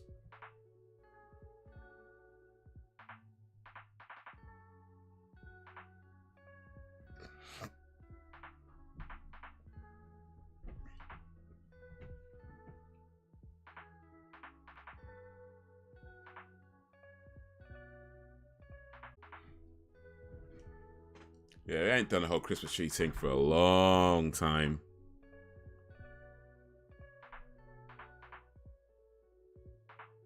Never say never, of course, but probably won't be doing it anytime soon either.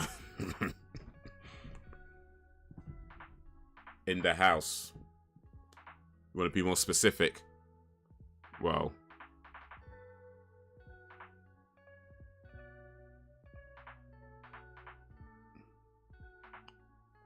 Busta Rhymes, it's Busta Shoulder.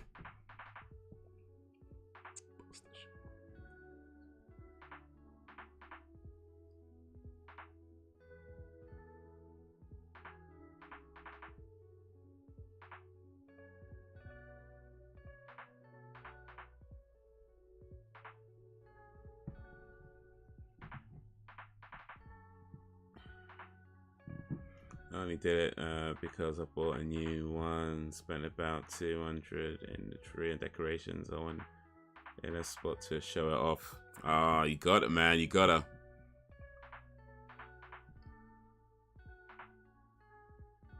Make sure it's the center of attention.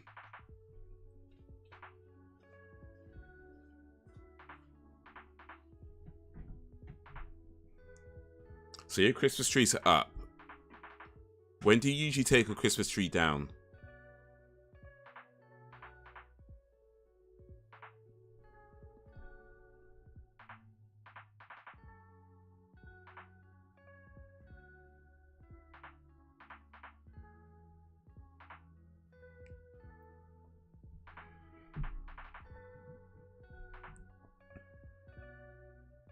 I think I heard somewhere years ago that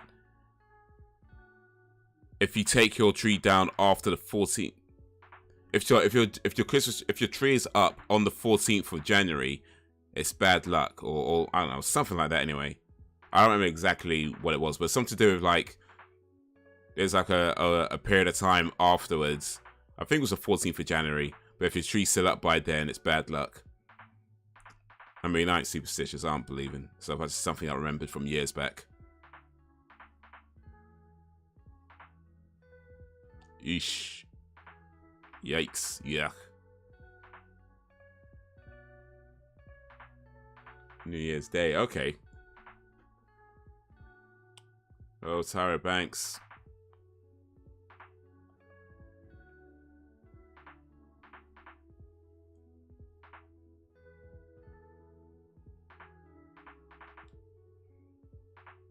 Well, we know so people don't.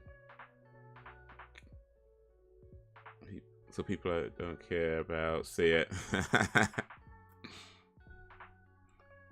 Everyone can see it and be envious of the tree. Well, that means you gotta make sure the back of the tree's decorated as well.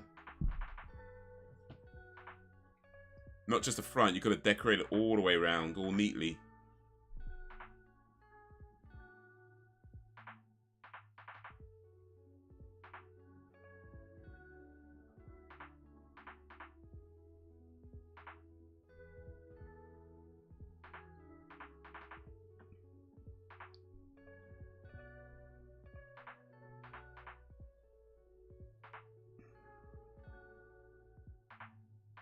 For all of them! Oh, this girl's not selling it to me.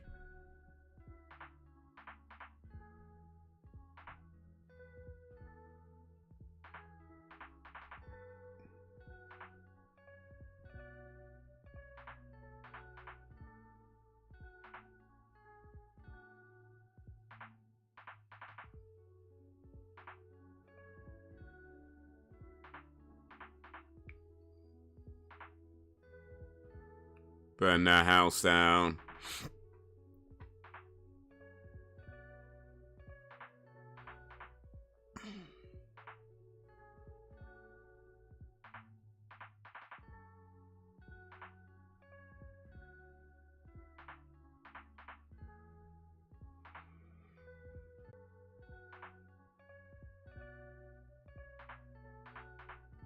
Uh-oh. Malcolm Myers just sat up like the Undertaker. Although this tree is a pain to put up because it's all sections.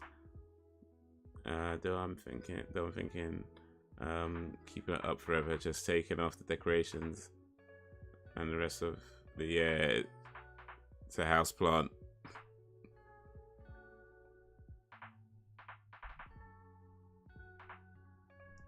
Yeah, that's not a bad idea, actually.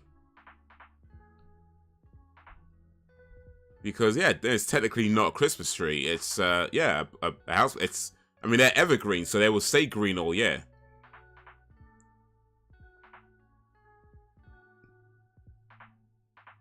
Oh, it might be buffering, by the way.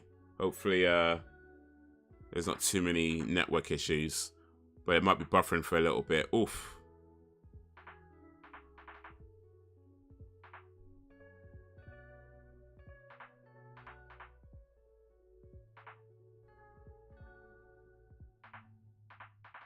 Busta Rhymes, you gotta hit him with the head rock that makes him break your neck.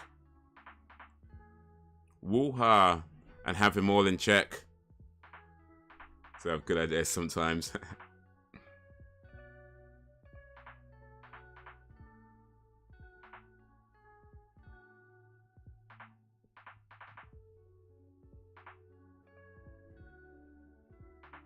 I think they stay.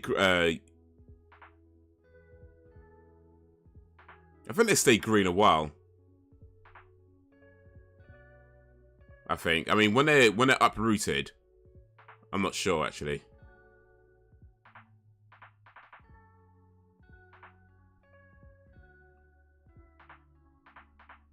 But I think they do stay green for quite a long time.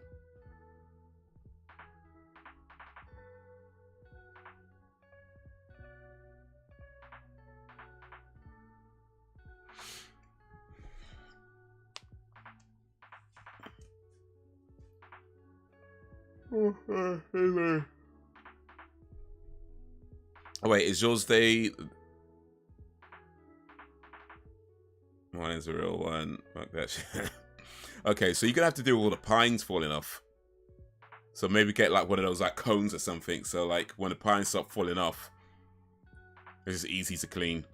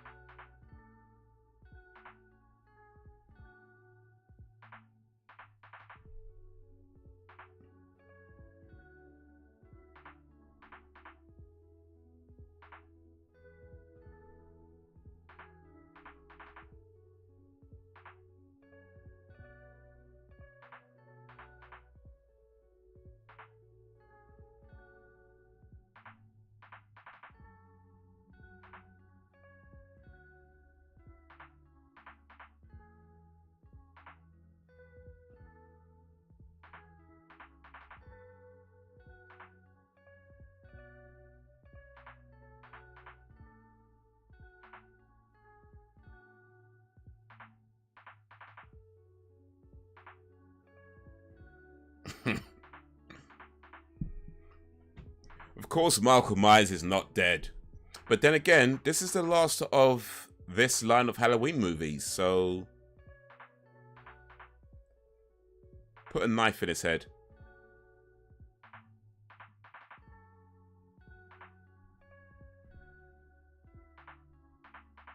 Put a knife in his forehead.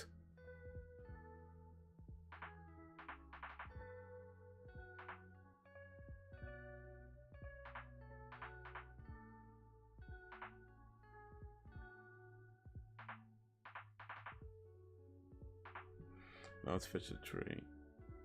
And it's pine cones and red berries.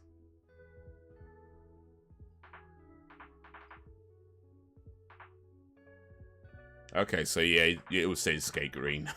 It would say green.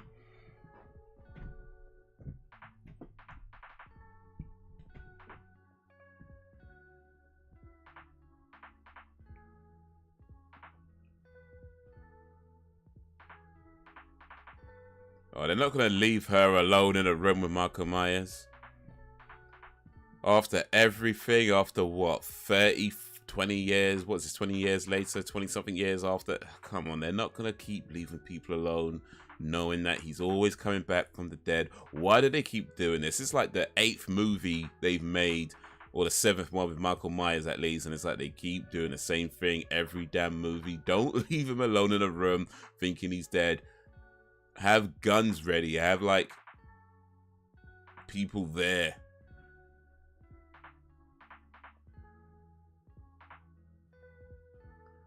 Would you want to do an autopsy of Myers, though? I mean, I would, but... yeah, like, I'd want to make sure there's, like, somebody holding a gun right to his forehead. So in case he wakes up, it's like, bang, straight away. You know what I mean? Just have like 2 guys in case one gun jams. As soon as if he opens his eyes, it's like bang, bang, right away. Then I could be doing an autopsy on Michael Myers. I'm not going to be there on my own. Nah, man, that's a terrible idea. But that was Halloween Resurrection. That weren't too bad, you know what I mean? It's been a while since I've seen this movie, and I've forgotten a lot about what happens in it. But, I mean, as far as these movies goes, it's not terrible, I guess. I mean, I think at this point, it's clear that these are more mainstream horror movies than, you know, so they're not going to be, like, as violent, you know, or that kind of thing. They're not going to be taking as many risks. You know, it's going to be pretty tame. Not tame is the right word to use, but you know, it's not going to be like gory and close up of the knife. A lot of the time, it's going to be a lot of that, kind of like keep the audience somewhat from vomiting if you can. You know, it's not a great watch, but it has some fun. Yeah, it's an aight movie. All things considered, so I mean, yeah. But yeah, I do feel like certain films and horror movies in particular benefit from having actors that aren't so recognizable, and this movie has quite a few actors that are quite recognizable. Busta Rhymes being one of them, Tyra Banks, of course, Laurie Strode, of course, at this point is super recognizable. And at the time this was made, Sean Patrick Thomas was quite recognizable. I mean, he probably still is actually, but certainly when this was made, he was quite a popular actor at the time. The other actors maybe not as recognizable when this was being made, but yeah, there's a lot of people you spot right away, and it's kind of one of these things where it's like Busta Rhymes is like you see Busta Rhymes, you know what I mean? And it's not to say that he's bad at what he does. It's that but you see Busta Rhymes, you know he's Busta Rhymes, rap star, you know what I mean? And it kind of takes you out of it for those moments. Even when he's doing like the martial arts and he's like kicking him out of the room, it's like you see Busta Rhymes. And I feel like that sort of thing, it kind of takes away from some of the suspense that it might have had. It takes away some of the more intense moments that it might have because you see the actor rather than the character. But yeah, I mean, it's aight. It's aight. And it was mainstream didn't take on horror sometimes because it's too toned down. Yeah, indeed. I mean, a lot of the time we watch these sort of more mainstream horror movies, yeah, you don't. I mean, it's not that you don't get violence, of course. You clearly get violence, but it's not violence on the level that your typical horror fan would want. You know, it's violence on the level that people who aren't into horror movies would want. You know, it's how a person who goes to a horror movie because like their boyfriend dragged them along, you know, they'll be okay with it, right? You know, it'd be about as much that they can stomach. But someone who's maybe watches more these types of movies, it's like, it just feels like, bro, we were doing this back in 1962. Like, come on, like you can do better than this with the budget that you have, with the talent that you have. You can do better than this. And I guess, to be fair, the having recognizable actors isn't necessarily the worst thing a horror movie can do. I'm sure there's some movies out there that work just fine with recognizable actors, but yeah, maybe it doesn't. I don't know. I feel like a movie like this film in particular, it probably, like, had they made the same movie, but it wasn't Halloween, it was, I don't know, you call it, I don't know, I don't know, we'll call it something else, have the same kind of story, the same kind of plot, different actors, right? I feel like it could work better, you know, because you don't recognize, you're not associated so much with Halloween, you're just looking at it as it's something else, and you don't recognize the actors. You can maybe have the violence, more violence and more gory, and I feel stuff like that, it works better for films. You wouldn't even have to change that much, and it could be like, it goes from being to just a better movie. Maybe not a masterpiece, but I feel like it go from being to a much better movie. As it stands, it's aight. You know, it's aight. But yeah. But still. Halloween Resurrection, that's the last Halloween in this particular set of Halloween movies. So next is the Rob Zombie Halloween movies, Halloween 1 and 2, and then the other dudes that did the last 3 Halloween movies. There's 5 movies to go, 5 Halloween movies to go, unless they make a new one before we get to Halloween Ends, which seems a bit unlikely. Not impossible. I mean, Halloween was 2018. And then a couple of years later was Halloween Kills, and then a year later was Halloween Ends. So who knows? Maybe possibly next Halloween there could be a new one. We'll see. We'll have to wait and see. Looking forward to seeing the Rob Zombie versions. Purposely not giving too much of my opinion because I'm curious about yours. Well, that's next. Well, not next. Actually, I watched something else before that. But yeah. Soon. Rob Zombie. I don't believe I've seen any film where Robert Zombie has Robert Zombino, to give him his full name, has directed. I know he's done a few. I think there was like House of a Thousand Corpses as well, maybe a few others that he directed. But no, I don't believe I've seen any film he's made. I've heard some of the music that the band, was it White Zombie they're called? Is that a band? What's Rob Robson's band again?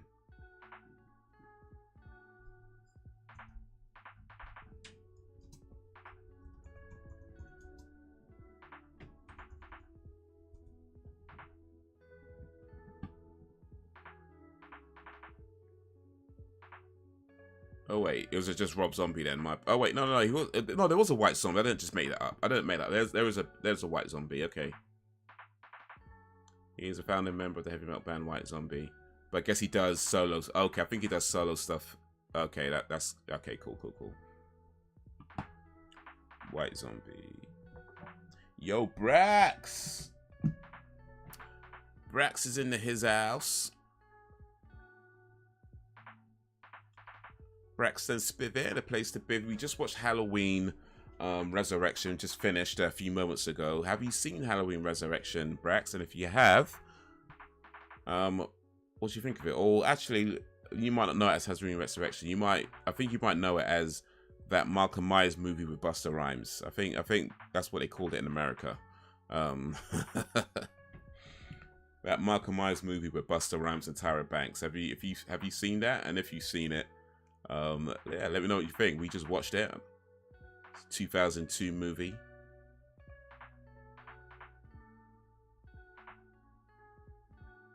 I want to search something on the movie database. I forgot what it was called. What I was trying to do. That was it. Rob Zombie. That was it.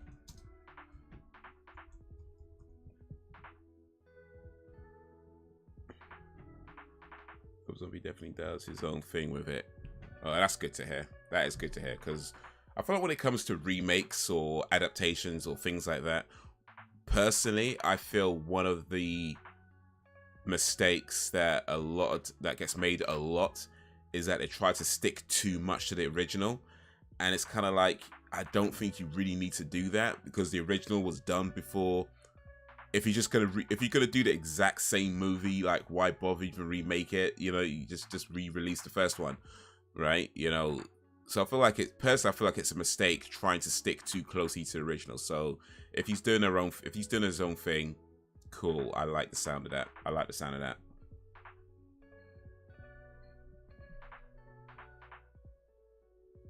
So I'm just looking at Rob Zombie's credits in the movie database.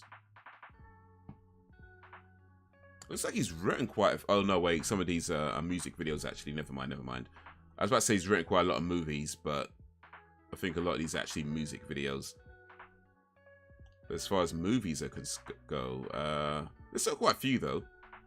There's still quite a few he's written, like Halloween 1 and 2. He wrote The Monsters, one called 31, Free from Hell. Well, that's based on his characters, so didn't quite write that one, but you know. House of Thousand Corpses, yeah, okay. Wrote a segment in Grindhouse. So yeah, still done quite a bit. Still got quite a bit of writing for movie writing.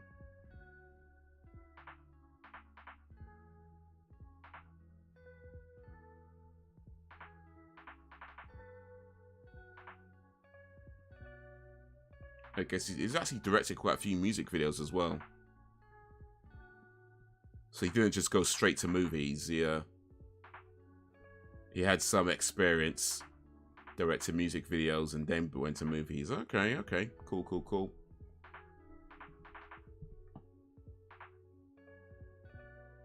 You've seen it. Awesome. Yeah, that's what Black Americans say. They'll say that Child's Play or Halloween. They'll say that Chucky movie or a Michael Myers movie. At the end of the day, they could have the biggest actor in the world in Halloween, and Michael Myers will always be the star. Well, that is true. That is true.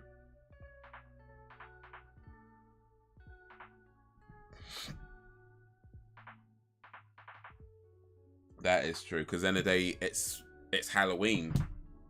It's a Halloween movie. What's a Halloween movie without Michael Myers? Well, there was Halloween 3 actually, so it does exist. But yeah.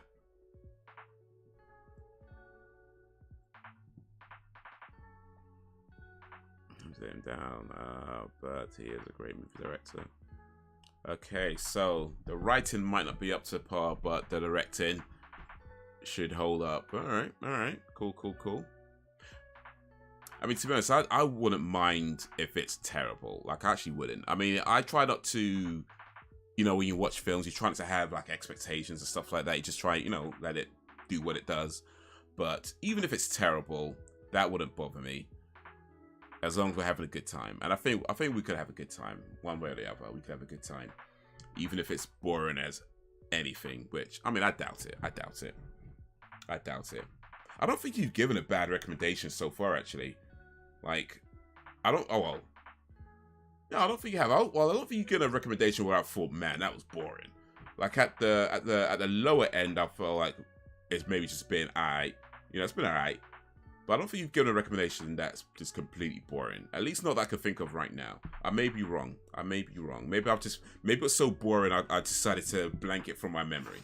But to my mind right now, I don't think you've given a boring recommendation. You know, maybe some that just been, but not a boring one. That's where I draw the line. As long as it's not boring, I don't mind a film that's bad. It's just as long as it's not boring. And some films be boring, you know.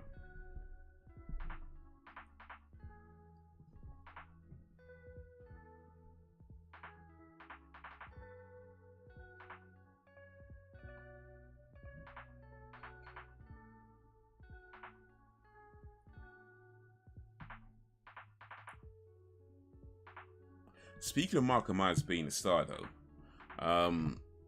Quentin Tarantino made sort of similar comments about the Marvel movies, where he said the real stars are the characters that they play and not the actors themselves. He said that actors, you know, they become famous, they become well known and this and the other, but the movie star is really the character that they're playing and not the actor. And a lot of people kind of got up in arms about that, but as somebody who watches Marvel movies and a big fan of Marvel movies and heavily invested in the Marvel Cinematic Universe, he's not wrong. You know, it's really the characters, the franchise characters that are the star, that are the reason you watch it. I mean, not to say that actor is bad, that actors are not bad at all. You know, they're great at what they do, no doubt. But the truth be told, the real movie star is the characters. But here's the thing though, as I was thinking about this, and I do plan on making a video for my movie channel about this as well, but I don't think it's a bad thing. You know, I actually don't think it's a bad thing that the characters are more famous than the actors. Because for one thing, it means that the actors have less expectations when they move on to different projects. You know, like, sure, you might know an actor from a particular show and you see him as this guy and the other and whatever. But when they move on to different projects, you know, there's less. It's not that they're not associated with the characters they play. Of course, I think that's always going to happen to some degree, but it's you're less. There's less of an expectation. You know, like back in the day when it was like Arnold Schwarzenegger was the big movie star, there was a lot of expectation on the type of movies that he'd be in, and because of that, it's, you know, it was difficult to try and do a more serious movie, or, you know, to try and do something that showcases his acting. You know what I mean? That sort of thing. It kind of had to be action, you know, and that kind of stuff. And that's not bad for the fans of it because we get what we want, but the actor doesn't get to express. Now, maybe for Schwarzenegger, that's not a problem. Maybe for Schwarzenegger, he loved it that way. I don't know. I don't know the dude. But actors, generally speaking, like to do different things and not have the expectations of this role that they played, you know, that's constantly haunting them. So the fact that they can go into another movie and it doesn't do as well, or, you know, it's not as big a role, you know, they might not be starring in this one, they might have a smaller role in the next one, you know what I mean? I feel like it's a better thing for actors to be able to be more expressive without those expectations. So I don't know, in my mind, I don't think it's a bad thing.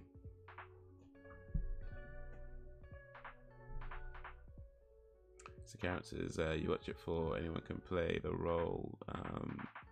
All you care about is you can make a good version of that character. On Schwarzenegger in Commando, my favorite from him, besides the Terminator films, he did End of Days, and he had to actually act in that, and he was good in it. End of Days was pretty good, actually. I liked End of Days. I watched a not documentary, a review of that movie just recently. It's like it's called it was called a retrospective review. That's how old that movie is now. There's a guy who reviews old movies on his channel, so it's a retrospective review of End of Days, and it's like, yeah, this movie's old, and I remember watching it in the cinema. But it was a good review though. I enjoyed it. It had some really cool, interesting information about the movie and the making, and apparently, Arnold Schwarzenegger farted on Miriam Margolyes during filming. So apparently she didn't really like him very much. She didn't like him very much. So I don't know if that's true, but that's the story that was told. But yeah, I mean, the actors, of course, need to be good at what they do. I think if you had a terrible actor in any of those Marvel movies, it wouldn't work. So you definitely do still need a good actor, you know, someone who can actually play the role. So I wouldn't say it doesn't matter in that regard, but yeah, that fundamentally, as long as you have a good actor, it's not going to be a problem if it's this actor or that actor or this actor or that actor or that guy or this guy. As long as you do have somebody who can play the role, people are going to watch these movies, and they make good movies. I like them anyway, and clearly a lot of other people like them. So it's not a bad thing. It's just the way we consume films these days, the way we consume media these days has changed a lot from how it was back in the 90s. You know, back in the 90s, it was all about the movie star. These days, not so much. it's not a bad thing. It's just how it is right now. Maybe it changes again in another 20, 30 years, but for now.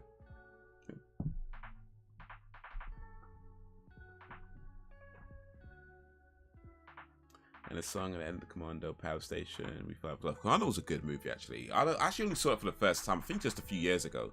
But yeah, it was a good film.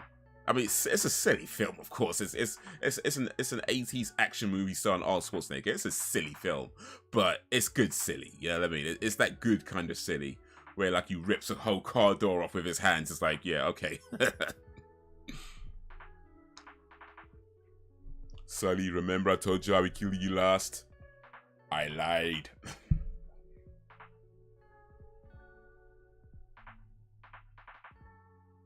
I'll look for that. Arnie, if he needs to fart, he can. I don't care much for Jamie Lee Curtis. I watch it for Michael. Yeah, and Jamie Lee Curtis. I like Jamie Lee Curtis. You know, she's done some good movies. She was in True Lies with Arnold Schwarzenegger, actually. So yeah, she's good at what she does. Of course, she wouldn't be doing it as long as she's been doing it for. If she wasn't good at what she does. But bottom line is, Michael Myers is a star. Like, right? He's the star, and most time you don't even know who's played Michael Myers. I mean, you probably do because I think you're quite a Halloween fan. But you know, a lot of times people going into these movies don't know who's playing Michael Myers. They just know it's Michael Myers, right? They just know that's Michael Myers, that's the character, and that's why they want to see it. It don't matter who's playing him, as long as it's a big dude that looks apart. You're good, you know. Doesn't even need to be a great actor because there's no lines that he wears a mask for the whole movie. Just needs to walk and stand still at times and turn around on cue. Like, you know what I mean? It's a pretty easy gig for an actor. As long as you tall and big, stocky, then you can play Michael Myers. It's all good. It's all good.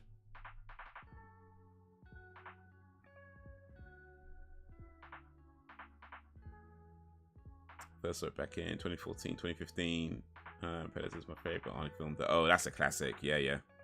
Was that Commando, you mean? Okay, yeah. Commando. That's probably about the time I watched it, then I think. So I think it was, maybe a little bit later than that. Maybe a little bit later than 2015. But I know it was a few years ago. Will be 2022 now, isn't it? So yeah, maybe like 18. I don't remember. But yeah, it was a few years ago. I watched it for the first time. But yeah, Predators, yeah, that's...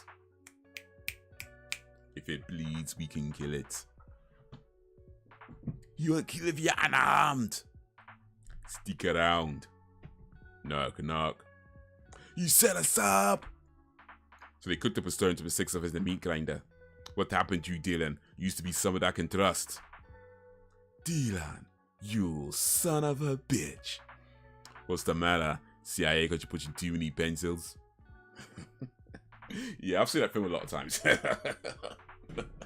I've seen that film a lot of times.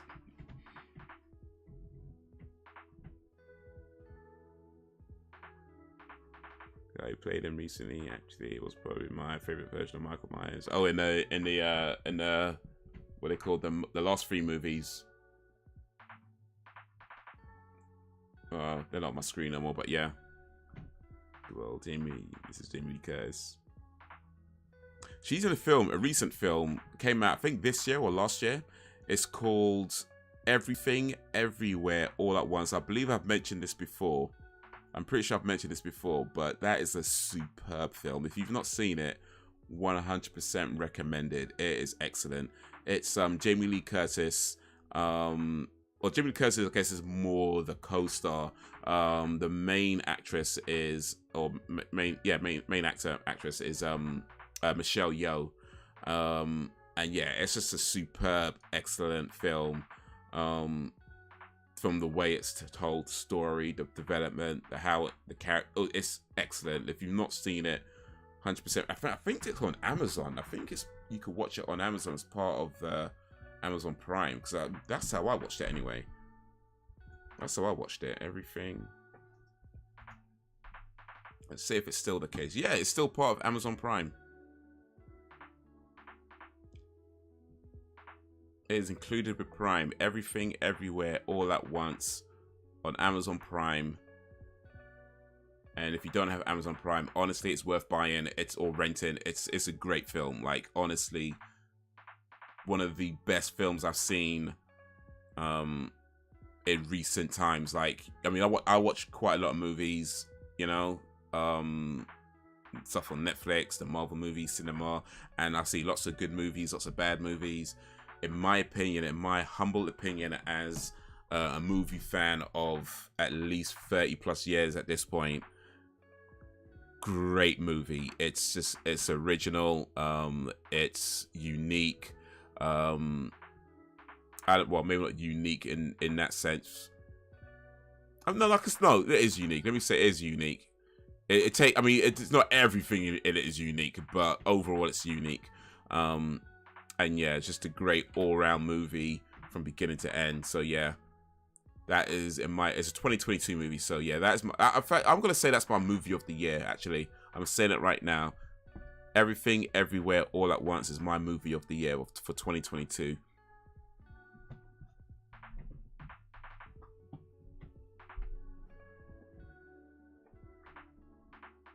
Ray Dawn Chong was in Commando 2, same year, 85. She was in The Color Purple. Then in 1987, she was in The Principal. Was a young thing back then. Ray Dawn Chong. Do I know Ray Dawn Chong?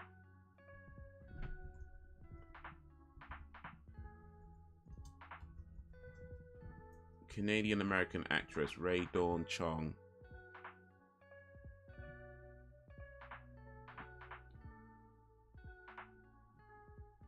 I mean, I'm sure I've seen her and stuff, but yeah.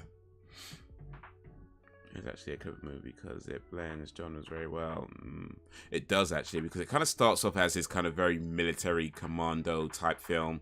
And they're going into the jungle and all these things. And they go there to, like, you know, extract some information. But then it's like, at the same, while they're doing that, actually, no, because they think they're going there to do something, but Dylan actually lied about the reason they're going there. So there's that whole story going on. We're realizing that they were there for something else. But then while that's going on, of course, Predator's got his business. So yeah.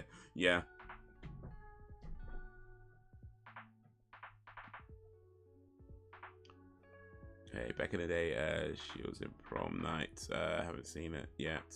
Some comedy mystery film, forgot the name.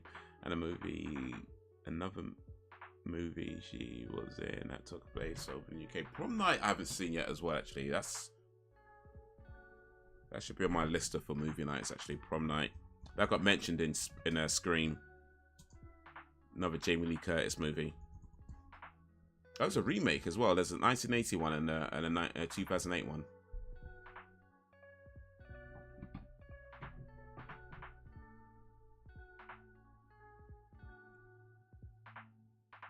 Mine is Terrifier 2. Oh, it's still a good choice. It's a good choice. She's Canadian for these past years. I thought she was American. Even Americans confused. I guess he's that good an actress, huh? Even Americans couldn't tell. But yeah, it said that she was a Canadian. Actually, I think it said Canadian. Actually, one sec. It might say Canadian American. One moment. Let me double check again. Yeah, Canadian American actress. Actually, it's Canadian American. So she's, I guess, Canadian American heritage. I don't know, parents, wherever. But yeah, Canadian American, it says.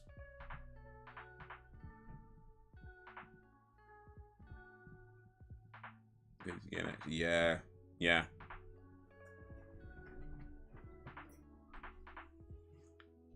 I don't know if that's the first film to do that. I mean, maybe not, but certainly probably amongst the first films that I saw do that sort of thing. And it's especially cool when you're watching it for the first time and you don't know like what the movie's about too much. You know there's a predator somewhere in it, but you don't really know how it all goes down. And so you're just watching this film as it kind of develops, and it's like, okay, this is why they went there. They've got this whole subplot going on about them being lied to and being tricked. And then it's like, while that's happening, this guy's just killing everybody. It's like, all right, cool, we got to deal with this. We got to deal with this. Okay. I'd say Terrifier 2 because I had so much fun watching it. Yeah, it's a good film. It's a good film. I like Terrifier 2. 2 hours and 10 minutes of it.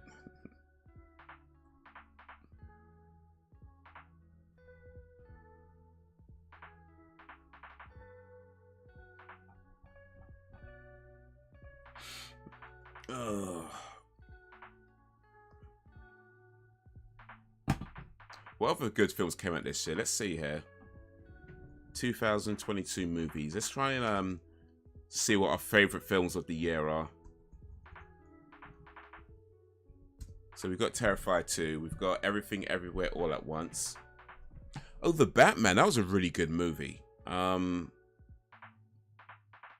think The Batman is probably going to be my favorite comic book movie of the year. So for movies based on comic books, I'm going to go with The Batman. I think that's my favorite. Ooh, then... Yeah, no, Wakanda Forever was pretty good, actually.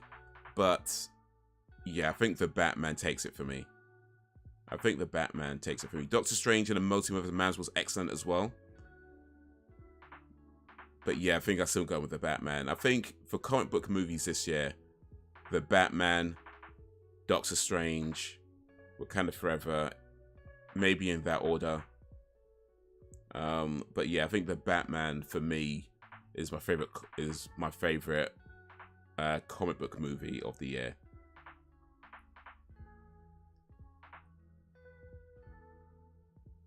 What else came out this year? Let's see here. Oh, Scream came out this year. That was a pretty cool film.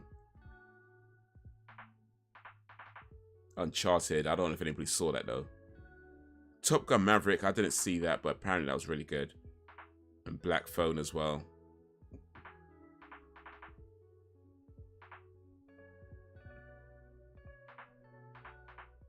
Oh, The Adam Project was a good movie. That was a Netflix film, but still, excellent film. That was with Ryan Reynolds.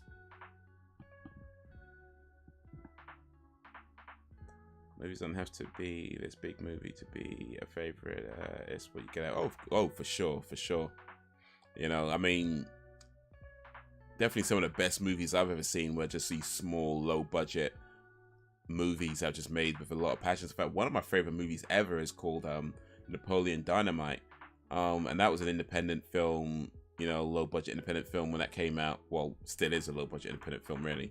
But yeah, it was just a great film, and you could watch that film, and you could tell that it's made with so much heart and passion. And then, you know, reading some of the stories that went on behind it, and how people are just happy to, you know, be on set and do what they can to make it work. And you know what I mean? Like, you don't hear about those stories. Like on these other movies, it's all like, you know, I'm gonna only do what I'm paid to do, and I won't do nothing else. And if you want me to do this, I want more money, and you know, all that stuff, whatever. But you know, you hear about a movie like this where everybody's just kind of invested and really wants to make the best film possible, and they're happy to, like, you know, help out with the catering and, you know, stuff like that. And it's like, to me, it just makes the film's great anyway, of course, but when you hear stories like that, it just makes it that much more, you know.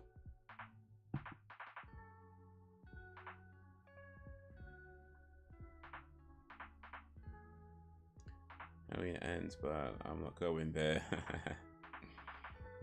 Bullet Train, The Invitation, Black Adam, Emancipation are some movies this year I'm interested in seeing. Black Adam was okay. To be honest, I'd say wait till it's on like Netflix or something, or some streaming platform. It's alright. It's just it's not a bad film. Like, honestly, it's not a bad film, but I don't know if I could advise spending cinema ticket money on that movie either. In all good faith and consciousness, I don't think I can do that. But it's not a bad. I don't want to give the impression it's a bad film, because it's not. It's just, yeah, just wait. There's no rush. There's no rush. Wait till it's on TV or Netflix or Amazon or one of these streaming platforms. Some place you can just get it for real cheap, you know. Then check it out there. There's no rush on that movie.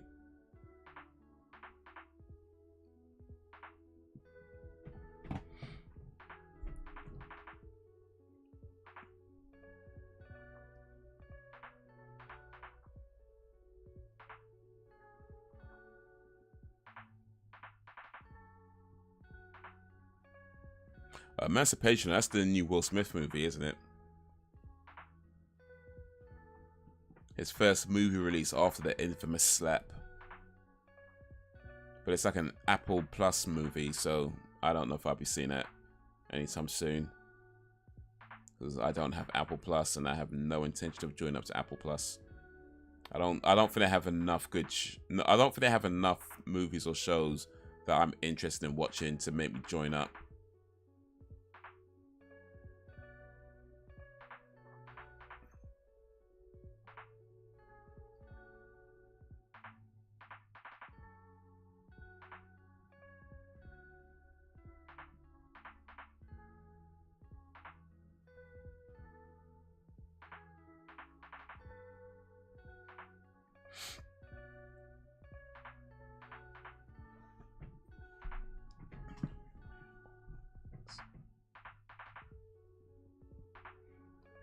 Waiting for Winnie the Pooh to come out. Was that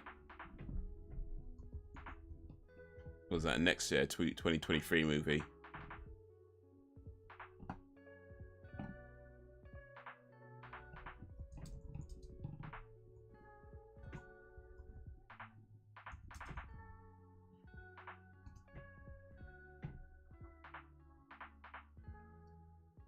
I can't even find it. Oh. Oh, wait. Winnie the Pooh, Blood and Honey. Yeah.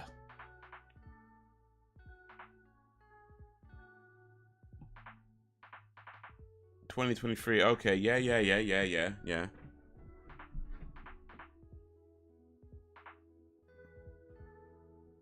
It was a violent Winnie the Pooh movie. Winnie the Pooh, Blood and Honey. This ain't no bedtime story. There's no release date though, or is there? Let me see. Is there a scheduled release date?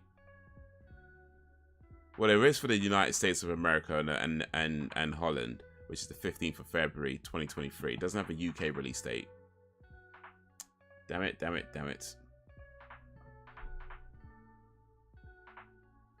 Violent Night. That looks pretty cool, actually. Yeah, he's doing the role of a runaway slave or former slave turned civil war soldier. He took a historic photo showing the whip marks on his back.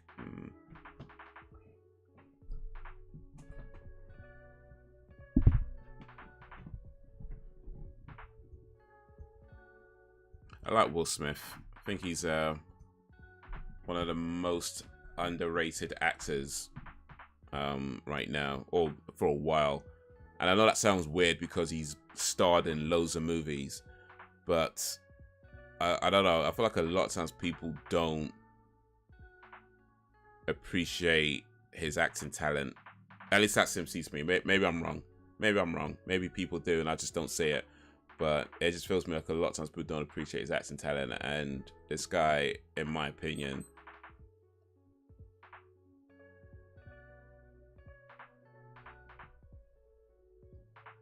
is pretty incredible as an actor. So this movie is out in cinemas. It says December 2nd. It starts streaming on Apple Plus December 9th. I don't know if I want to sign up to Apple Plus to watch this though. I don't know if I want to go to the cinema to watch it either. I don't know. Does anybody have Apple Plus? Like, is that good? Because if I get it, I'll probably just have it for the month and then cancel it. Like, I don't think I'd ever have it and keep it. That's long. You know what I mean? But is it a decent platform? Like, is there decent stuff on it that's worth? Because if I get it for a month, I'd want to watch more than just one movie. You know what I mean? I'd want to watch at least like 3-4 movies. That way I can have it for that month and then cancel it. And I'm not sure there's enough on there. If there's like 3 or 4 movies exclusive to Apple Plus that I'm interested in, like Emancipation 1. What else? I can see one called Echo 3. I don't know what it's about. It doesn't look like I care too much for it.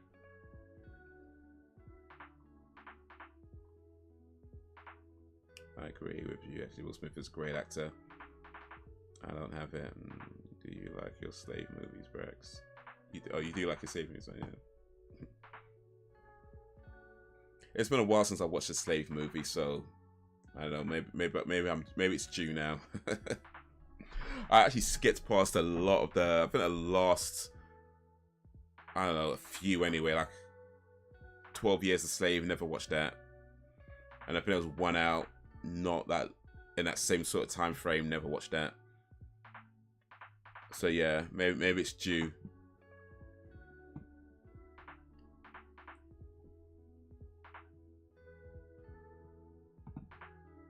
It's like we were saying about Robin Williams, that his ability was often overlooked.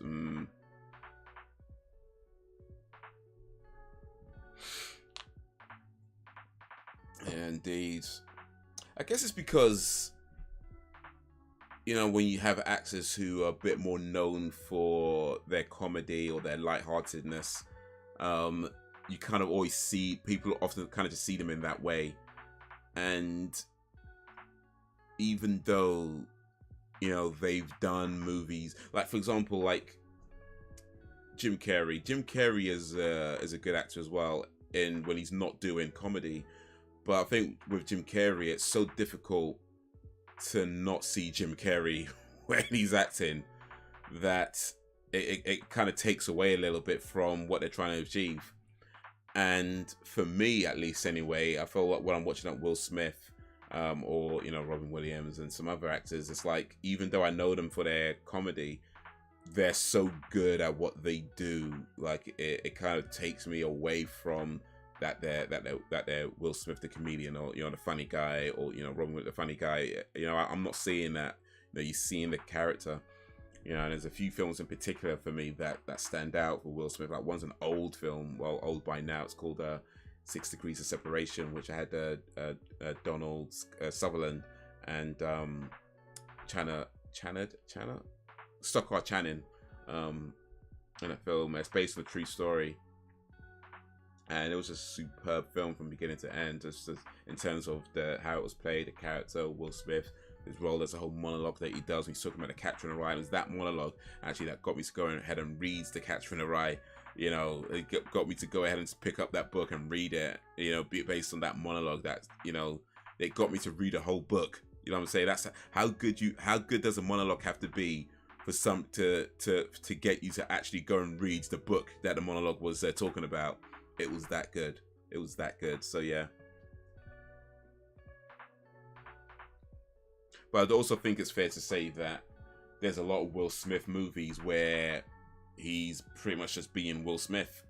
You know, I think that's fair. You know, there are quite a few, some of the bigger ones where he's pretty much just being Will Smith with a different name. But when he's in his acting mode, like, he's, in my opinion, is one of the best out there. Since Weinstein didn't have to turn in his award for what he did, Will Smith doesn't have to either. What Weinstein did was hella worse. Yeah, Will Smith didn't have to turn in his award. He just got banned from turning up to events. He's not actually banned from being eligible to win any future awards. He can still potentially win future awards, but he's just not allowed at the events, at any Oscars related event for the next, I think it's 10 years or something like that. And Weinstein, didn't he go to prison? Oh, I think he went to prison. There's a thing I heard that. You fell in love. Yes. He talked about that on his YouTube channel. I think it's in his book, actually, but I haven't read the book, so I saw it on his YouTube channel. Emma shouldn't have to be suspended from the Oscars either. Weinstein and others who alleged allegations against them didn't have to. Still, I can say if they gave him 2 or 3 years, but still. What happened to Weinstein? I'm sure Weinstein went to prison, though, didn't he? I thought I heard that. But, I mean, suspension, they had to do something. I mean, I think in fairness, you can't have somebody get up on stage and smack someone. You know what I mean? There has to be some kind of punishment. They couldn't just, like, let it happen and say nothing, and that would have been a wrong move. Yeah, he is in jail. Okay, cool. I thought I heard that. I mean, there's no point banning the dude from the Oscars when he's in prison anyway. It's like he can't go to the Oscars if he's in prison. He can't go any of them. So it's like, it's no point that, oh, and you're banned for the Oscars. It's like, well, dude, I'm in prison. Like, he's not going anyway. He's banned from life for, so, you know what I mean? He's let's see, how long was his prison sentence for? Harvey Weinstein. Prison sentence. How long were you in prison for? Let's see if that's noted somewhere. 23 years in prison. He was sentenced to 23 years in prison. So yeah, he's pretty much banned from life for the next 23 years.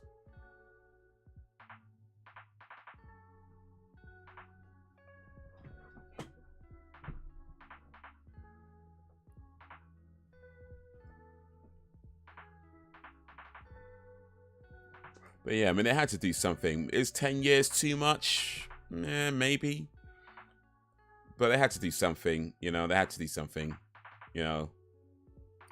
Because I think, yeah, one thing to consider is that when you run events and you're asking people to come to events, and especially in their case, they're asking pretty high-profile people to come and sit in the audience and to come and perform on stage and to present awards and accept awards, you know, they have to assure people that they could provide some level of safety, and if things go awry, that they can do things about it.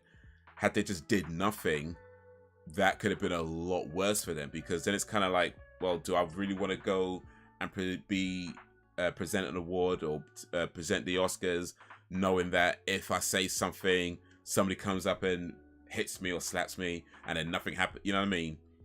They had to do something to have some kind of repercussions, otherwise, because it deters people from thinking they could just get up and slap people. And I get it, Will Smith didn't just decide to do it just because he felt like it. I mean, there's underlying issues and this, that, and the other.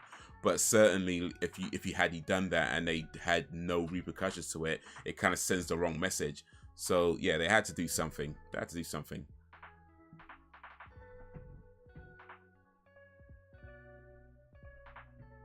There's some racial undertones with that as a plain as day, and people were calling him thug. If it was Gary Owens, GeForce, and Drew Schultz, they might have said they were angry or violent or thug. Yeah, I think that's just how people report things, isn't it? Like, I remember when it happened, there were quite a lot of people talking about Will Smith defending the honor of black women. It's like, nah, he was just a pissed off dude. Like, that's literally it. It's somebody who's been taking jokes and insults and people making fun of him and people making fun of his marriage and his all that kind of stuff. And there's a point where it just, and by the way, it's not to say this makes it okay, because it doesn't make it okay.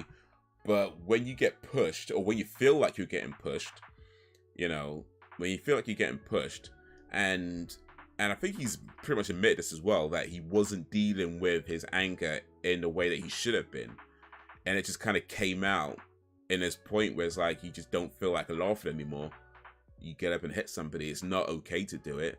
It doesn't justify it. It doesn't make it good. But that's what happened, you know? Somebody was taking all these jokes, taking all these comments, and just taking it and never saying anything, not really processing it, not really dealing with it, and it just came to a head.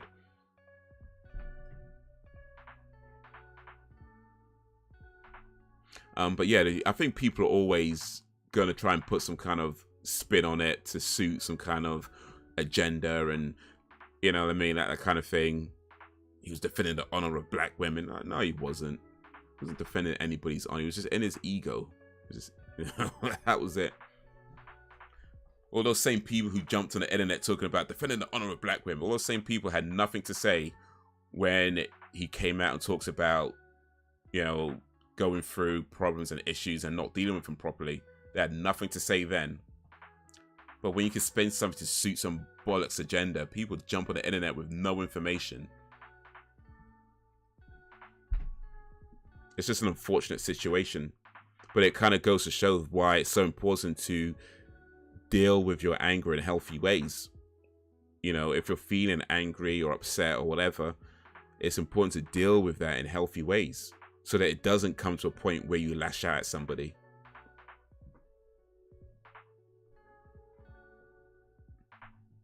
Maybe 10 years is a bit much, but yeah, that was right to ban him maybe for a few years. It's too much. I can say if it was just 2 or 3. At the end of the day, Will Smith is a huge name, and he had to be held accountable. He was lucky he didn't face charges. Yeah, that's true. Yeah, I think Chris Rock decided not to press charges, and I think, to be fair, Chris Rock made the right choice in not pressing charges. I mean, I don't know his reasons behind it because I don't think he's stated why yet. But my guess would be that he just knows it'd be a bad look. You know, if he pressed charges, it'd be a bad look. You know. I think for somebody like Chris Rock, his part of his thinking might, and I don't know the guy, I don't want to speak for him, but part of his thinking might be that, you know what, that's comedy gold right there. That's something that he can use in a stand-up set at a next special. In fact, I'm reckon he's probably gonna come out, say something about it in his next special. Yo, what up, Jakes? You know, so I think had he pressed charges, it kind of kills that. So I think he made the right choice to not press charges.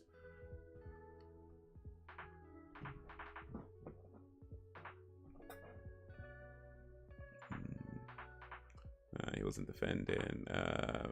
Women's half of that from Jada with her fronting us. That wasn't from Jada. That's just other people saying it. I don't think Jada said anything about him defending the runner, at least not that I know of anyway.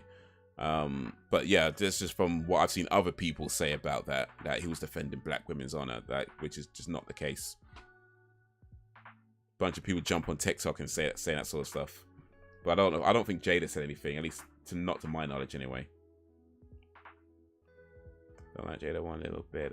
She gives me toxic vibes. Holla.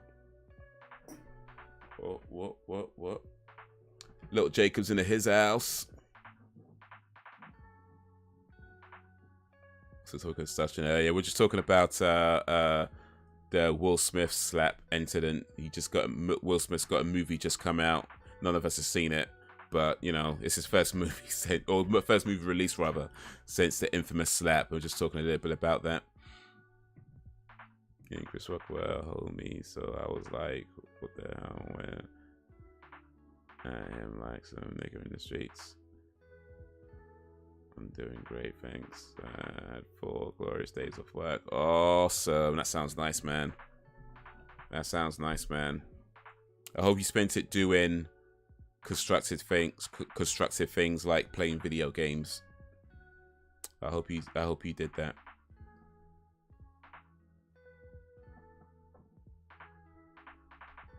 Movie, judging by the trailers, looks impressive. Yeah, the thing is that it's on Apple Plus, and Apple Plus. Let's see how much is Apple Plus, by the way. Let me see real quick. Apple Plus, Apple TV, brother. What's it called? Not Apple Plus, called Apple TV. Oh, flipping out, man. Why can you not do this right now?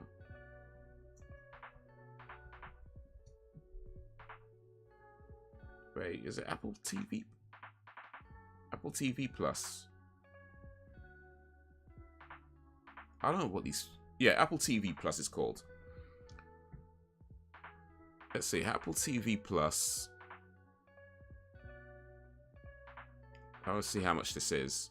Okay, you can get a free trial for 7 days and it's $6.99 a month. Okay, that's not too bad, I guess. It's not ridiculous. It's a bit cheaper than I thought it would be, actually. But for $6.99, I mean, I'll get it for the month and then cancel it. But I'd want to know that, I mean, for $6.99, I think I want at least 2 movies that I'm interested in. For $6.99, I want to watch at least 2 movies that I'm interested in. So there's Emancipation, and I'm not sure they got anything else.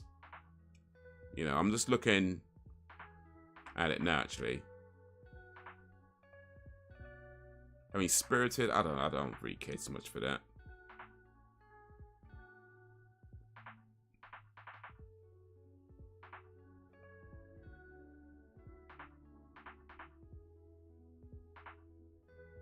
But yeah, they got one movie that I'm interested in. I'm not sure they got anything else I'm interested in, so I don't know if I want to get it. If I get a 7-day trial, it's not so bad that I could just watch that movie and, you know, cancel before the 7 days. I think I might do that, actually. Get a 7-day trial, cancel it. No, well, watch the movie then cancel it. But the movie's not streaming until the 9th of December. So I'll get a 7-day trial then, and then cancel it right when I watch the movie.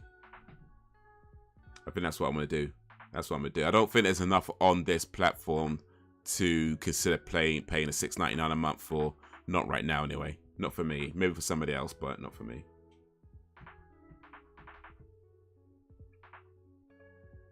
Hey, how did you guess? Watching movies too. That sounds like a good 4 days off, man. I mean, that's what I would do. Watch movies and play video games. So, what did you do 3 times? I just played video games and watch movies. Very constructive. That is very constructive. Come on now. That's very constructive. Playing video games is very constructive. It's a good way to spend time. I'll give you a bit of recognition to Jada for addressing the Oscar so why. I don't know. I think it's kind of constructive. It's called self-care. Exactly. Has anyone seen King of Tulsa? I've not. That looks pretty cool though. That's on Paramount Plus. But yeah, not seen it. And then yeah, Red Table Talk. It's Dread Fable Talk. Red Table Talk's kind of interesting though. I do watch that sometimes. But it's kind of funny because it's like it's not the same thing every time, but it's almost like they say the same things every time. They have different topics, but I swear they're just kind of saying the same things every time. Like, you know, and that's why it's so important to have healing. Yes. It feels. I mean, look, I'm teasing, of course. I'm kind of exaggerating, but you know what I mean. It kind of feels like that when you're watching one episode, and you watch another episode, and they have interesting topics. I ain't saying that they have interesting topics, and they do sometimes have interesting guests on it as well. But it just feel like the same sorts of words are being said over and over again. Oh yes. Oh right. That's so important to heal. Like, jeez, come on.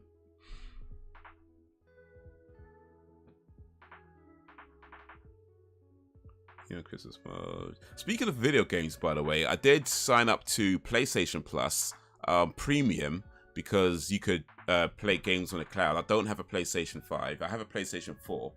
I don't have a PlayStation 5, so I can't really use it to its full extent because I don't have a console. Oh, I don't have the right console to use it on.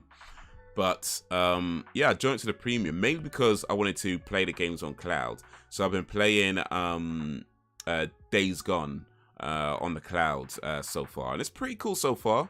It's pretty cool. I mean, the controls do feel a bit odd, and I'm not sure how much of that is the fact that I'm playing on clouds or how much of that is just purposefully the game's design. It feels more like the game's design rather than, you know, the cloud thing. But nevertheless, whatever it is, the controls do feel a bit odd. Not so odd that the game is unplayable, but it do feel a bit odd. Anyway, so yeah, that's just it so far. But I'm still early on in the game. Being on Christmas mode, Jacob doing shopping, changing my living room around to put the tree up, clean, etc. Video games is my only vice, if it could be considered one. I haven't got Paramount Plus, unfortunately, so I've been well busy by the sounds of it. So you've been well busy by the sounds of it. I still needs to get into Christmas mode. Well, it's still time. That ever be stealing from him whenever Will was on there, they were disrespecting him, and he's the reason why she was that platform.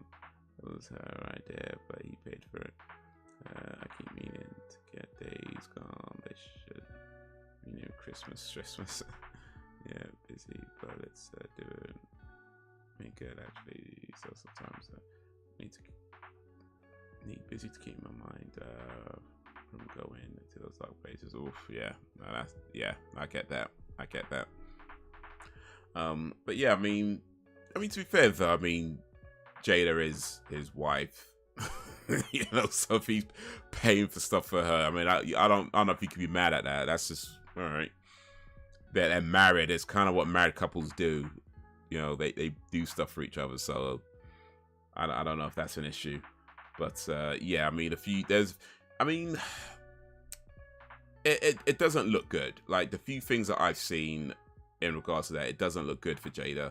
That being said, and that's none of my business. So they say they're happy, they say they're fine. I can't prove otherwise. I don't know if I care enough to try and prove otherwise. It don't look good. It looks like something going on, and when dudes get up and slapping people, you're like, yeah, I think there is something going on. But you know what? Whatever it is their problem, you know. If he's staying with her, then either she's not the problem or she's a big problem, you know what I mean? Got her claws in deep, but you can't help somebody who doesn't want to be helped, you know what I mean? So it is what it is, man. It is what it is.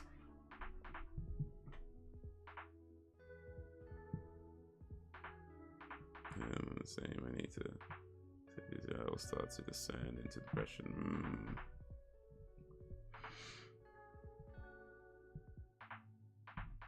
Yeah, it could be like one of those things where your mind starts wandering a bit too much.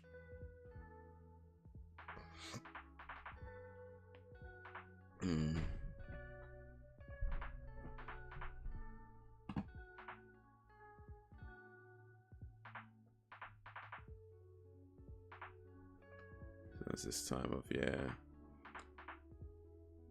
they ain't even really married, and he needs to go on ahead and send her out, leave. If his kids want to be some type of way, he should cut them off. I mean, yeah, maybe, but it's like he has to make that choice for himself, isn't it? Right? You know, if you talk about like people who are in abusive relationships, it's from the outside looking in. It could be like, yeah, you need to leave, you need to leave, you need to leave. But until that person says to themselves that they need to leave, there's really not anything that can be done. You know what I mean? You can't drag somebody out of their own house and say, you need to leave, so I'm taking it. It's like, no, they need to want to go. They need to get to that point where they choose themselves more than they choose the other person. You know? And that's the thing. It's like, we're on the outside looking in, and how it looks to us is Jada's a problem. That's how it looks to us. Now, I'm not saying she is, because at the end of the day, I'm not there, I don't know. But that's how it looks on it from the outside looking in. And if that is true, then he needs to want to leave. He needs to need to choose himself more than he chooses Jada. And until he does that, it's unfortunate. But then, like I say, that's how it looks on the outside. It could very well be how something looks. You know, just because it looks a certain way doesn't mean that's what is going on. It could be, it might look that way, but maybe she's not the problem. Maybe there's other problems and it's not her. Maybe. You know, there's all kinds of different relationships that people have when it comes to these sorts of things, whether that's, I mean, you mentioned it, not really married. I mean, define marriage. You know, what is a marriage? At its core is commitment between two people. If they've made a commitment to each other, it's a marriage, you know. So whether it might be a non-traditional marriage or whatever, but if they committed to each other and they both believe in that commitment, it's a marriage, right? And if the agreement of their marriage is that they can be with other people, that's their agreement, as long as both parties are fully on board with that. If one side wants it and the other side doesn't really, there's a problem. But if both sides are fully happy with that, hey, good luck to them, you know. But whatever their commitment and agreement was, that's them. And how it looks to us on the outside could just be that we're not used to seeing these sorts of things. Because most people don't have that kind of relationship with their partners, right? It's not a common thing. So how it looks to us and how it actually is could be just completely different. And every couple, especially celebrity couples, decide which information the public knows, right? So what we know and what we know about them is what they want us to know about them, for the most part. You know, for the most part, it's what they want us to know. And if for whatever reason they want us to know this and it looks like Jada is an issue, maybe she is, maybe she isn't. Do you know what I mean? It's celebrities are weird. Celebrities are weird. They're odd people at the best of times. And then they black, white, alien, hybrid women. Some can be toxic shit. Indeed. True, that's on him. Yeah. Hey, did you guys see that bizarre Kanye West interview on that next gen show? I saw bits of it. I mean, well, I saw the viral clips anyway. But yeah, Kanye West, someone needs to take his microphone. He needs less interviews and more help. Take the microphone away and get that man some help. You know, get that man some help. Whoever his handler is, whoever his manager is, whoever, you know, get them. Don't book him any more interviews. Just get him some help.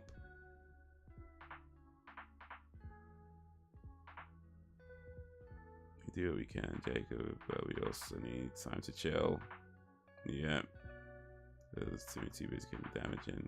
I agree. Balance is essential, yeah.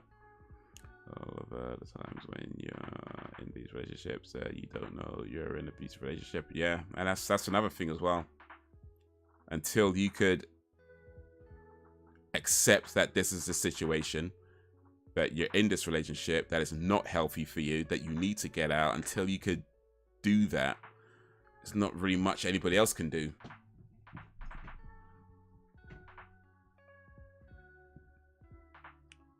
So my favorite. I mean, people could try to help, of course. People close to them could try to help, try to give them advice, but ultimately he needs to, assuming that's the case, he needs to accept that's what he's in and where he needs to go from there. My favorite anime game is Evil Zone, Deadly Arts, Inuyasha, Trag, Marvel vs. Capcom, Jade Cocoon, etc. Definitely I don't know about you, but I get burnt out when I overdo it. Yeah. I saw that interview in parts, haven't seen in full video. I didn't watch it, Jacob. I've heard about it. I think over the years, through trial and error, I've discovered that type of what works for me. I have a medium for want of a better word. Carry over in Dave Chappelle and Kanye are speaking nothing but the facts. Kanye is attempting to offend every racial group at this point. Dave Chappelle, Kyrie Irving, maybe. Kanye West, I'm not so sure about that. I'm not sure Kanye West is speaking facts right now. Not entirely anyway. I mean, the latest thing he said, at least, was that Hitler invented the microphone and the highway. Hitler invented the microphone on the highway. That's not true. It's not true. I actually looked that up because I was like, did he? And no, it's not true. And I know when you say Hitler invented, you probably meant the Nazi Germany invent. Yeah, that's not true. It's yeah, they're not those were invented before the Nazi Empire and in different parts of the world. So yeah, it's not true. It's not true. So I wouldn't say nothing. Yeah, I'm not saying everything he says is false. I don't think that's the case. But yeah, not quite nothing but facts. Like, there's definitely some untruths in what he's been saying lately. At least a few untruths.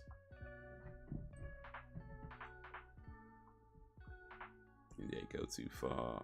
Yes, but I also think it's very telling that people are more upset over this and they are over the dodgy fashion brand. What the hell was that? Balenciaga. But Balenciaga had been a problem though. Like, people are talking about him now, and canceling them, or I don't know if they're canceling them. I don't know. Did anybody cancel them? I don't know. I know they got some backlash, but I don't know if anybody's actually stopped wearing their stuff. I don't think anybody's announced that they stopped wearing their stuff. Like, I don't think so. At least not at least not that I've seen.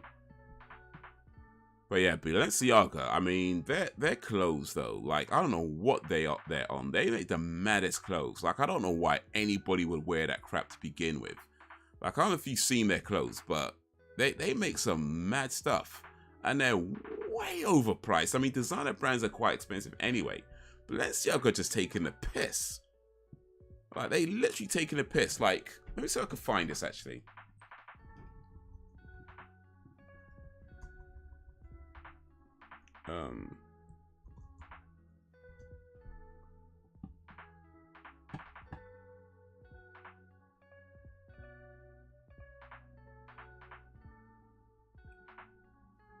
Let me see if I can find this. Look at this. Oh wait, I'm in my way. I'm in the way. I'm gonna get myself out of the way in a moment. Let me just get up on screen real quick. Look at this. This is a Balenciaga bag I'm about to show you, yeah? You know, let me come up to this screen actually. No, wrong button. Wrong button. This button. There we go. This is a Balenciaga bag, as in a bag that you're supposed to carry around and keep, you know, your purse or your makeup or whatever in.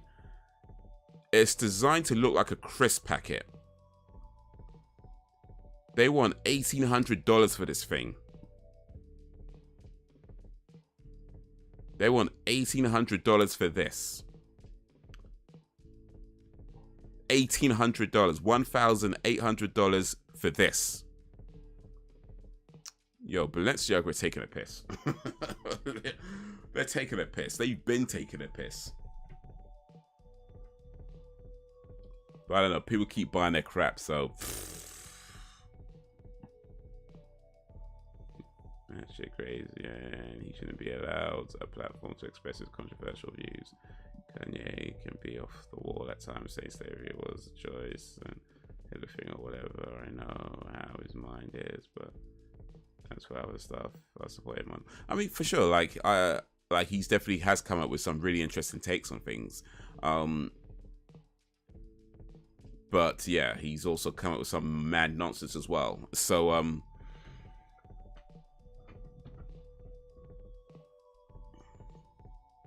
I think at this point it's clear that whoever is responsible for getting them help is clearly failing at that. This guy needs help, not a microphone right now. This, you know, he needs therapy, not an interview.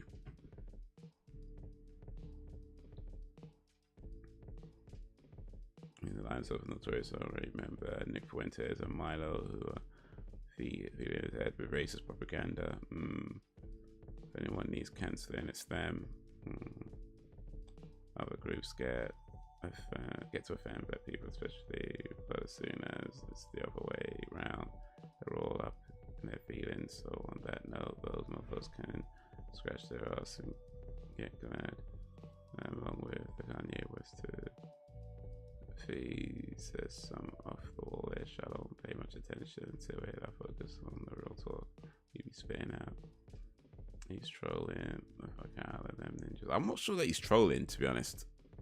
I'm not sure that he is. I mean, maybe, but it doesn't come across to me like he's trolling. I think to me, it comes across like he's believing everything he's saying, like the good stuff, the bad stuff, and all in between. It feels to me like he really believes it. But yeah, this dude needs help. Like, yeah, and he has said something. Yeah, like when he talks about when the whole Balenciaga controversy happened, backlash happened. It was Kanye, I believe, that was one of the first, if not the first, to point out that a lot of celebrities didn't speak on it. They kind of kept quiet about it, right?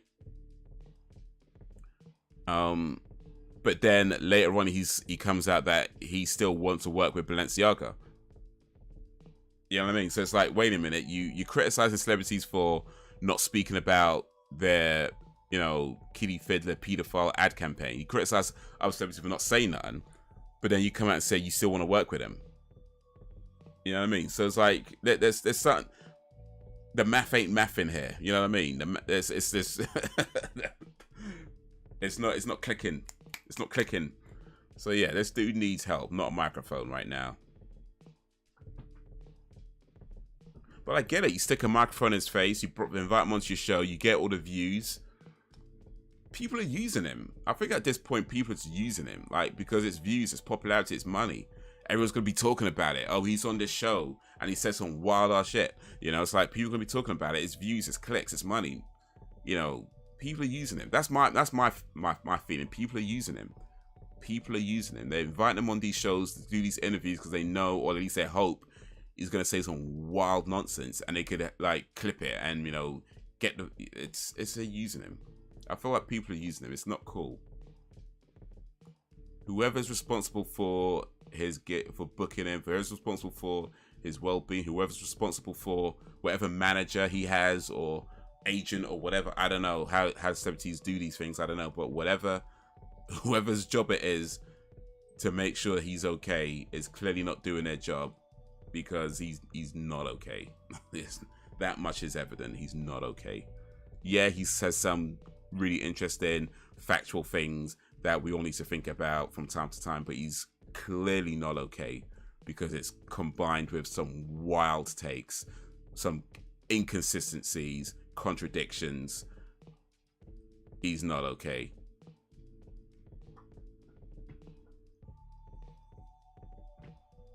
Okay, he needs to take time away, definitely, Jacob, but that fashion brand needs to go because it's sickening.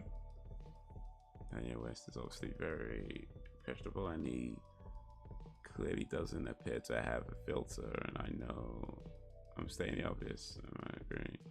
It kind of reminds me of how Tyson used to be. Tyson was wild back in the day. I don't know if Tyson was that wild though, but Tyson was wild still. Was I want to eat your children or something like that? What you said to Vanna Holyfield? Not Vanna Holyfield, no. Lennox Lewis. He was like, "I'm gonna eat your children. I'm gonna fuck you till you love me, faggot." That's what he said. Tyson was wild back in the day. Tyson was wild. But yeah, he needed help at that time. And he wasn't getting the help that he needed. And if you look at Tyson now, you know, compared to that sort of mid to late 90s, I think it was, but I think maybe a bit more late 90s, you know, when he came out of prison, you know, like how he is now compared to that period of time, that sort of late 90s, early 2000s, it's worlds apart. It's worlds apart. Like, it's not even the same person he is right now. You know, he's not even close to being the same person. Like, I have to assume, I don't know what happened, whether it's just natural for him, whether he did actually just go ahead and get the help that he needed, I don't know. But whatever he did, he's clearly mellowed out a lot by now. And like, it's unreckonable. Like, you look at him now and you compare to how he is now to who he was then, it's a different person. Maybe every now and then you see like little inklings of that old Mike, but it's such a different person now. He used to literally be unraveling in front of our eyes. Wasn't entirely wrong about Hitler though. I mean, yeah, he is evil, but he also did stuff that we use today. He could have just said that because there's truth there. Whatever therapist who treated Mike Tyson needs to work there. Magic and yeah, for real. But yeah, I mean, when he said that there's, you know, that everyone is all bad, I think that is true. 100% that is true. Nobody is all bad. Nobody is all good.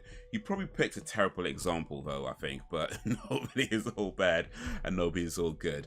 And yeah, I mean, I don't know the good things Hitler done. I'm sure he did do some good things too.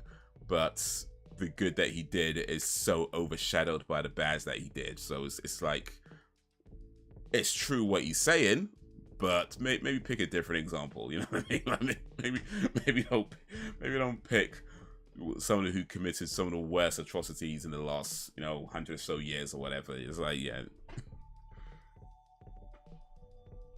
who take his liquid kush, yeah. start smoking the reefer, start mellowing out a bit.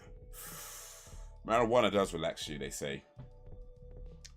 I haven't smoked marijuana for many years, so I'm not sure. I'm not sure I'm the best one to say, but apparently it relaxes you. So perhaps that might come in handy. A few puffs.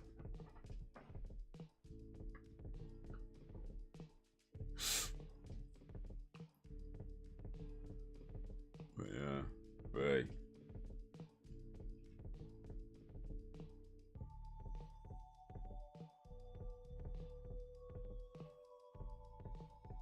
Yeah, I think Hitler was a vegetarian, so I guess he liked animals. I'm not sure that balances it out though. You know, I mean, it's good to like animals. You know, don't get me wrong. I ain't saying that. It's good to like animals, but you know, maybe that doesn't quite balance out everything. It's like it's still a little bit lopsided, I think.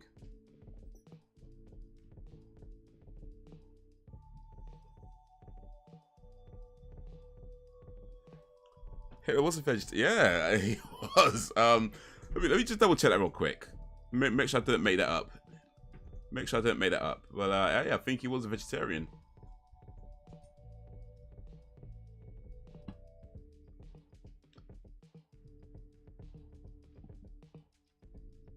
Okay, maybe not for all of his life, but apparently it's towards. Oh wait. Yeah, it says near the end of his life he became vegetarian. So it doesn't say exactly when, but it's more towards the end of his life he became a vegetarian. It says here, so not a full-on vegetarian for a long time, I guess, but towards the end of his life, it said he followed a vegetarian diet. That's it. That's a video card.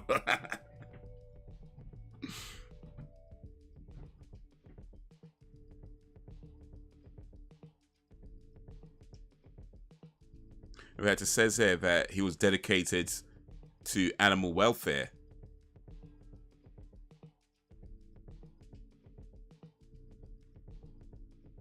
So, yeah, he was a vegetarian and dedicated to animal welfare.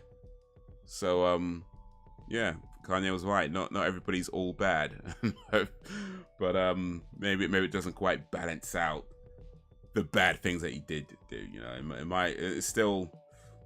You know what I mean? Like the bad things are like there, the good things are like, you know what I mean? It's still a little bit off. Still a little bit off.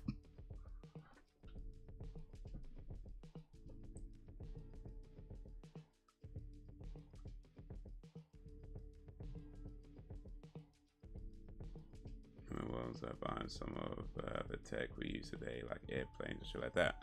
Oh, is that true? Let me. So I did read that the Nazis, they did a lot of experiments.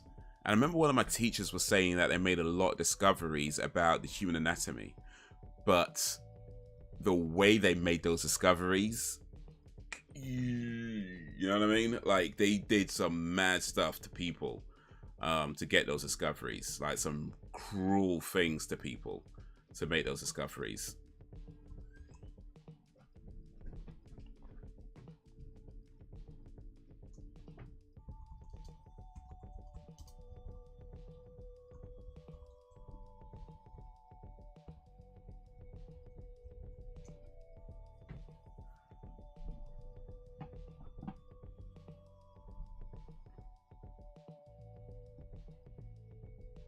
People though who just hate on West because you like Trump. A bit off. It's getting real in Iran and China. I think the Jewish community will consider it way off. Yeah. Let's face clothing brands I've never been into them, just his music. Yeah, no, his clothing. Yeah, them Yeezys, they don't allow that, man. Allow that. But yeah, I heard about stuff going on in Iran though. It's crazy, dude. Man, it's crazy. And China with the well, apparently China have lifted the lockdowns because there are too many protests. And Iran is saying that they're disbanding the morality police, but But I heard some mad stuff coming out of Iran. I don't know how much of it is true because it seemed there was conflicting reports and ideas, but it was crazy. The stuff I was hearing coming out of that country is like, yo, people, man, I swear there's some cruel people in this world. Like, even if it wasn't true, the fact is there's still some cruel people in this world, whether that was true or not. But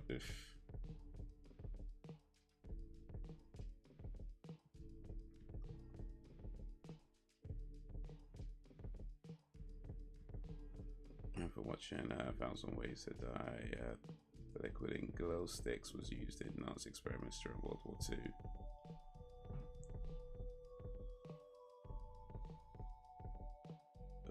Alright, saying Hitler was a good guy. I'm just saying he could have made that point and stops there. But yeah, no, for sure. It's it's kind of like, you know, when people say something and it's a really kind of interesting point and it's like, stop. That's where you need to stop. That's where you need to stop. But it just keep talking. They keep talking and they ruin. There was an episode of The Cosby Show where Alvin was like, it was saying something like, Alvin was usually the guy who would always put his foot in his mouth when it comes to like relationships between men and women. He would say something really sexist, right? Because like of the way he was raised and what he's kind of raised to believe. But there was one episode where he was saying some stuff, and they were like, Alv, and Dr. Huxtable's like, don't say it. But he continued speaking, and he said something that was actually really nice, and it wasn't sexist, and it was actually quite, thoughtful and kind and everything else. And they were like, to stop talking, but he keeps on talking. And I'm like, no, just stop now. Stop while you've got to stop. And I just kept saying stop. That's what some guys were calling it. Just stop. You said stop.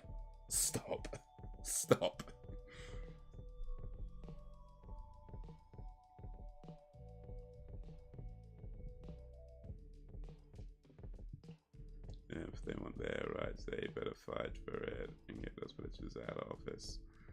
The Nazi doctors, they reused Jewish people as guinea pigs, conducting all kinds of adult experiments. Yeah.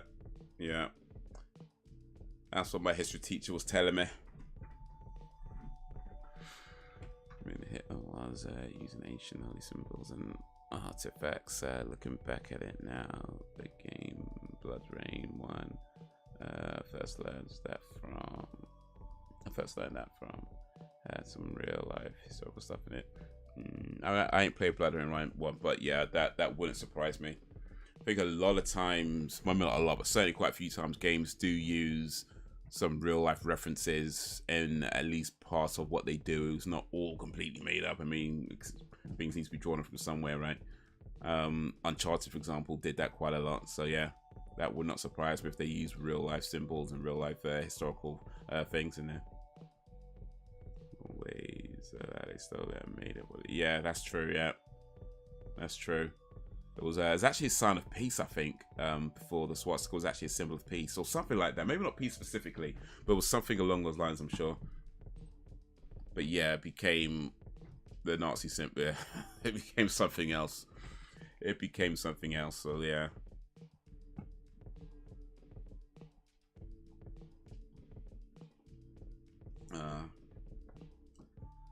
That's the thing about symbols.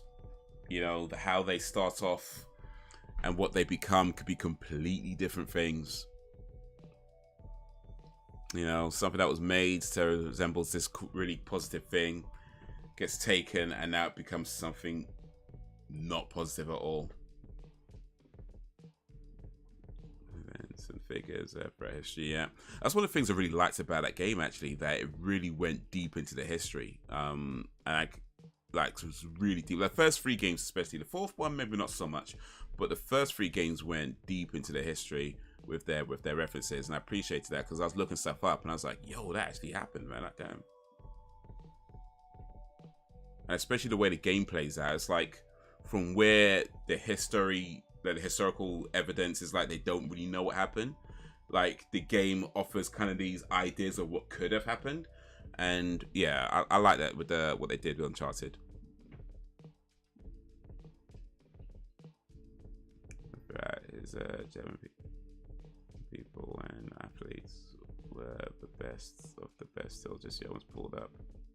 They were the best in Germany, at least. I mean, I don't know about best of the best, but they was running amongst themselves up until they held the Olympics. I was like, all right, come on, let the rest of the world come through. I was like, let's show you what's up. You know, you're the best in your backyard, but this ain't your backyard no more.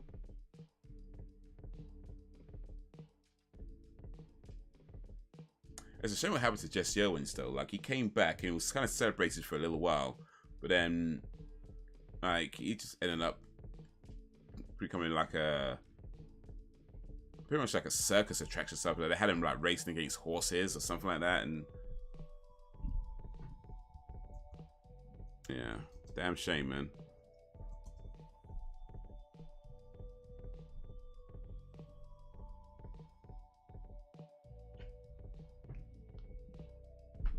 Drake missed this call in, and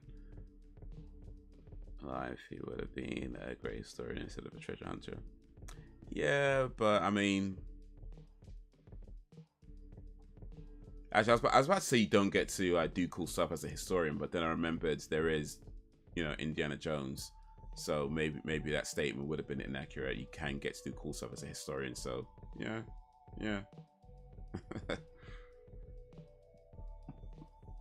I guess South America is divisive because to some it's positive, but it's very different. The South African flag, I did not know that actually. But I guess yeah. I mean, with the whole thing about the apartheid, I guess yeah. I guess it's probably down to that.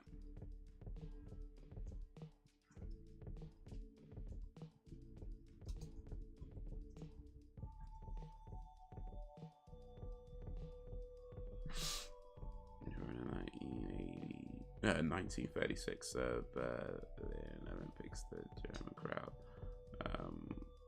Jesse Owens first to shake hands and to even hug him, and they started chanting his name.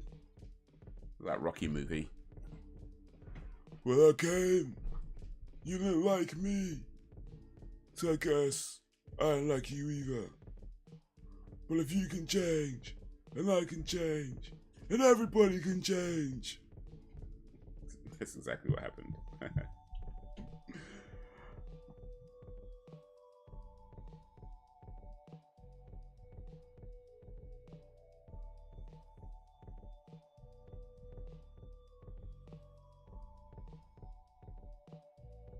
Oh wait, my bad. You said South America. Oh, you said South America, not South Africa. Oh, my bad. I read that wrong.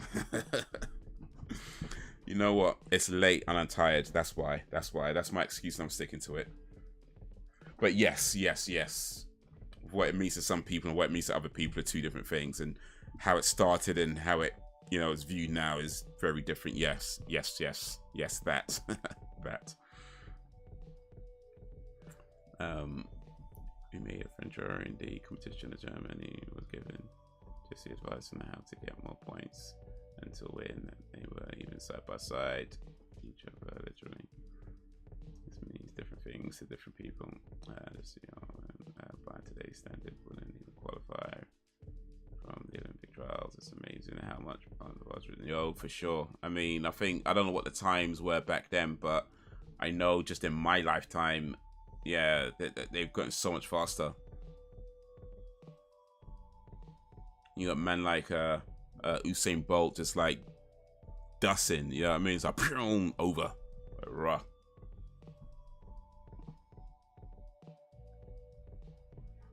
But guys, it is getting a little bit late. And apparently I'm having trouble reading, so I guess it's time to start winding down and wrapping up. And it's almost 12 o'clock. I should be streaming it again on I think Friday this week, maybe Thursday, but if not Thursday, then Friday this week. Playing some video games. I'm gonna try and play left. Bloody hell, man! What's it? Oh, flipping hell. I just said Days Gone. That was it. I'm gonna try to play Days Gone.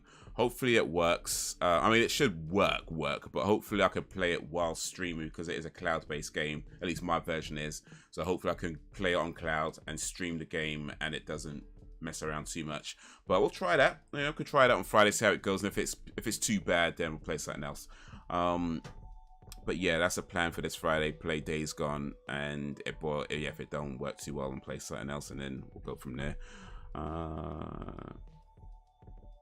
But during the Berlin Olympics, they were too young Jewish athletes who trained and dreamed their whole lives to be in it, but were turned away because of their religion.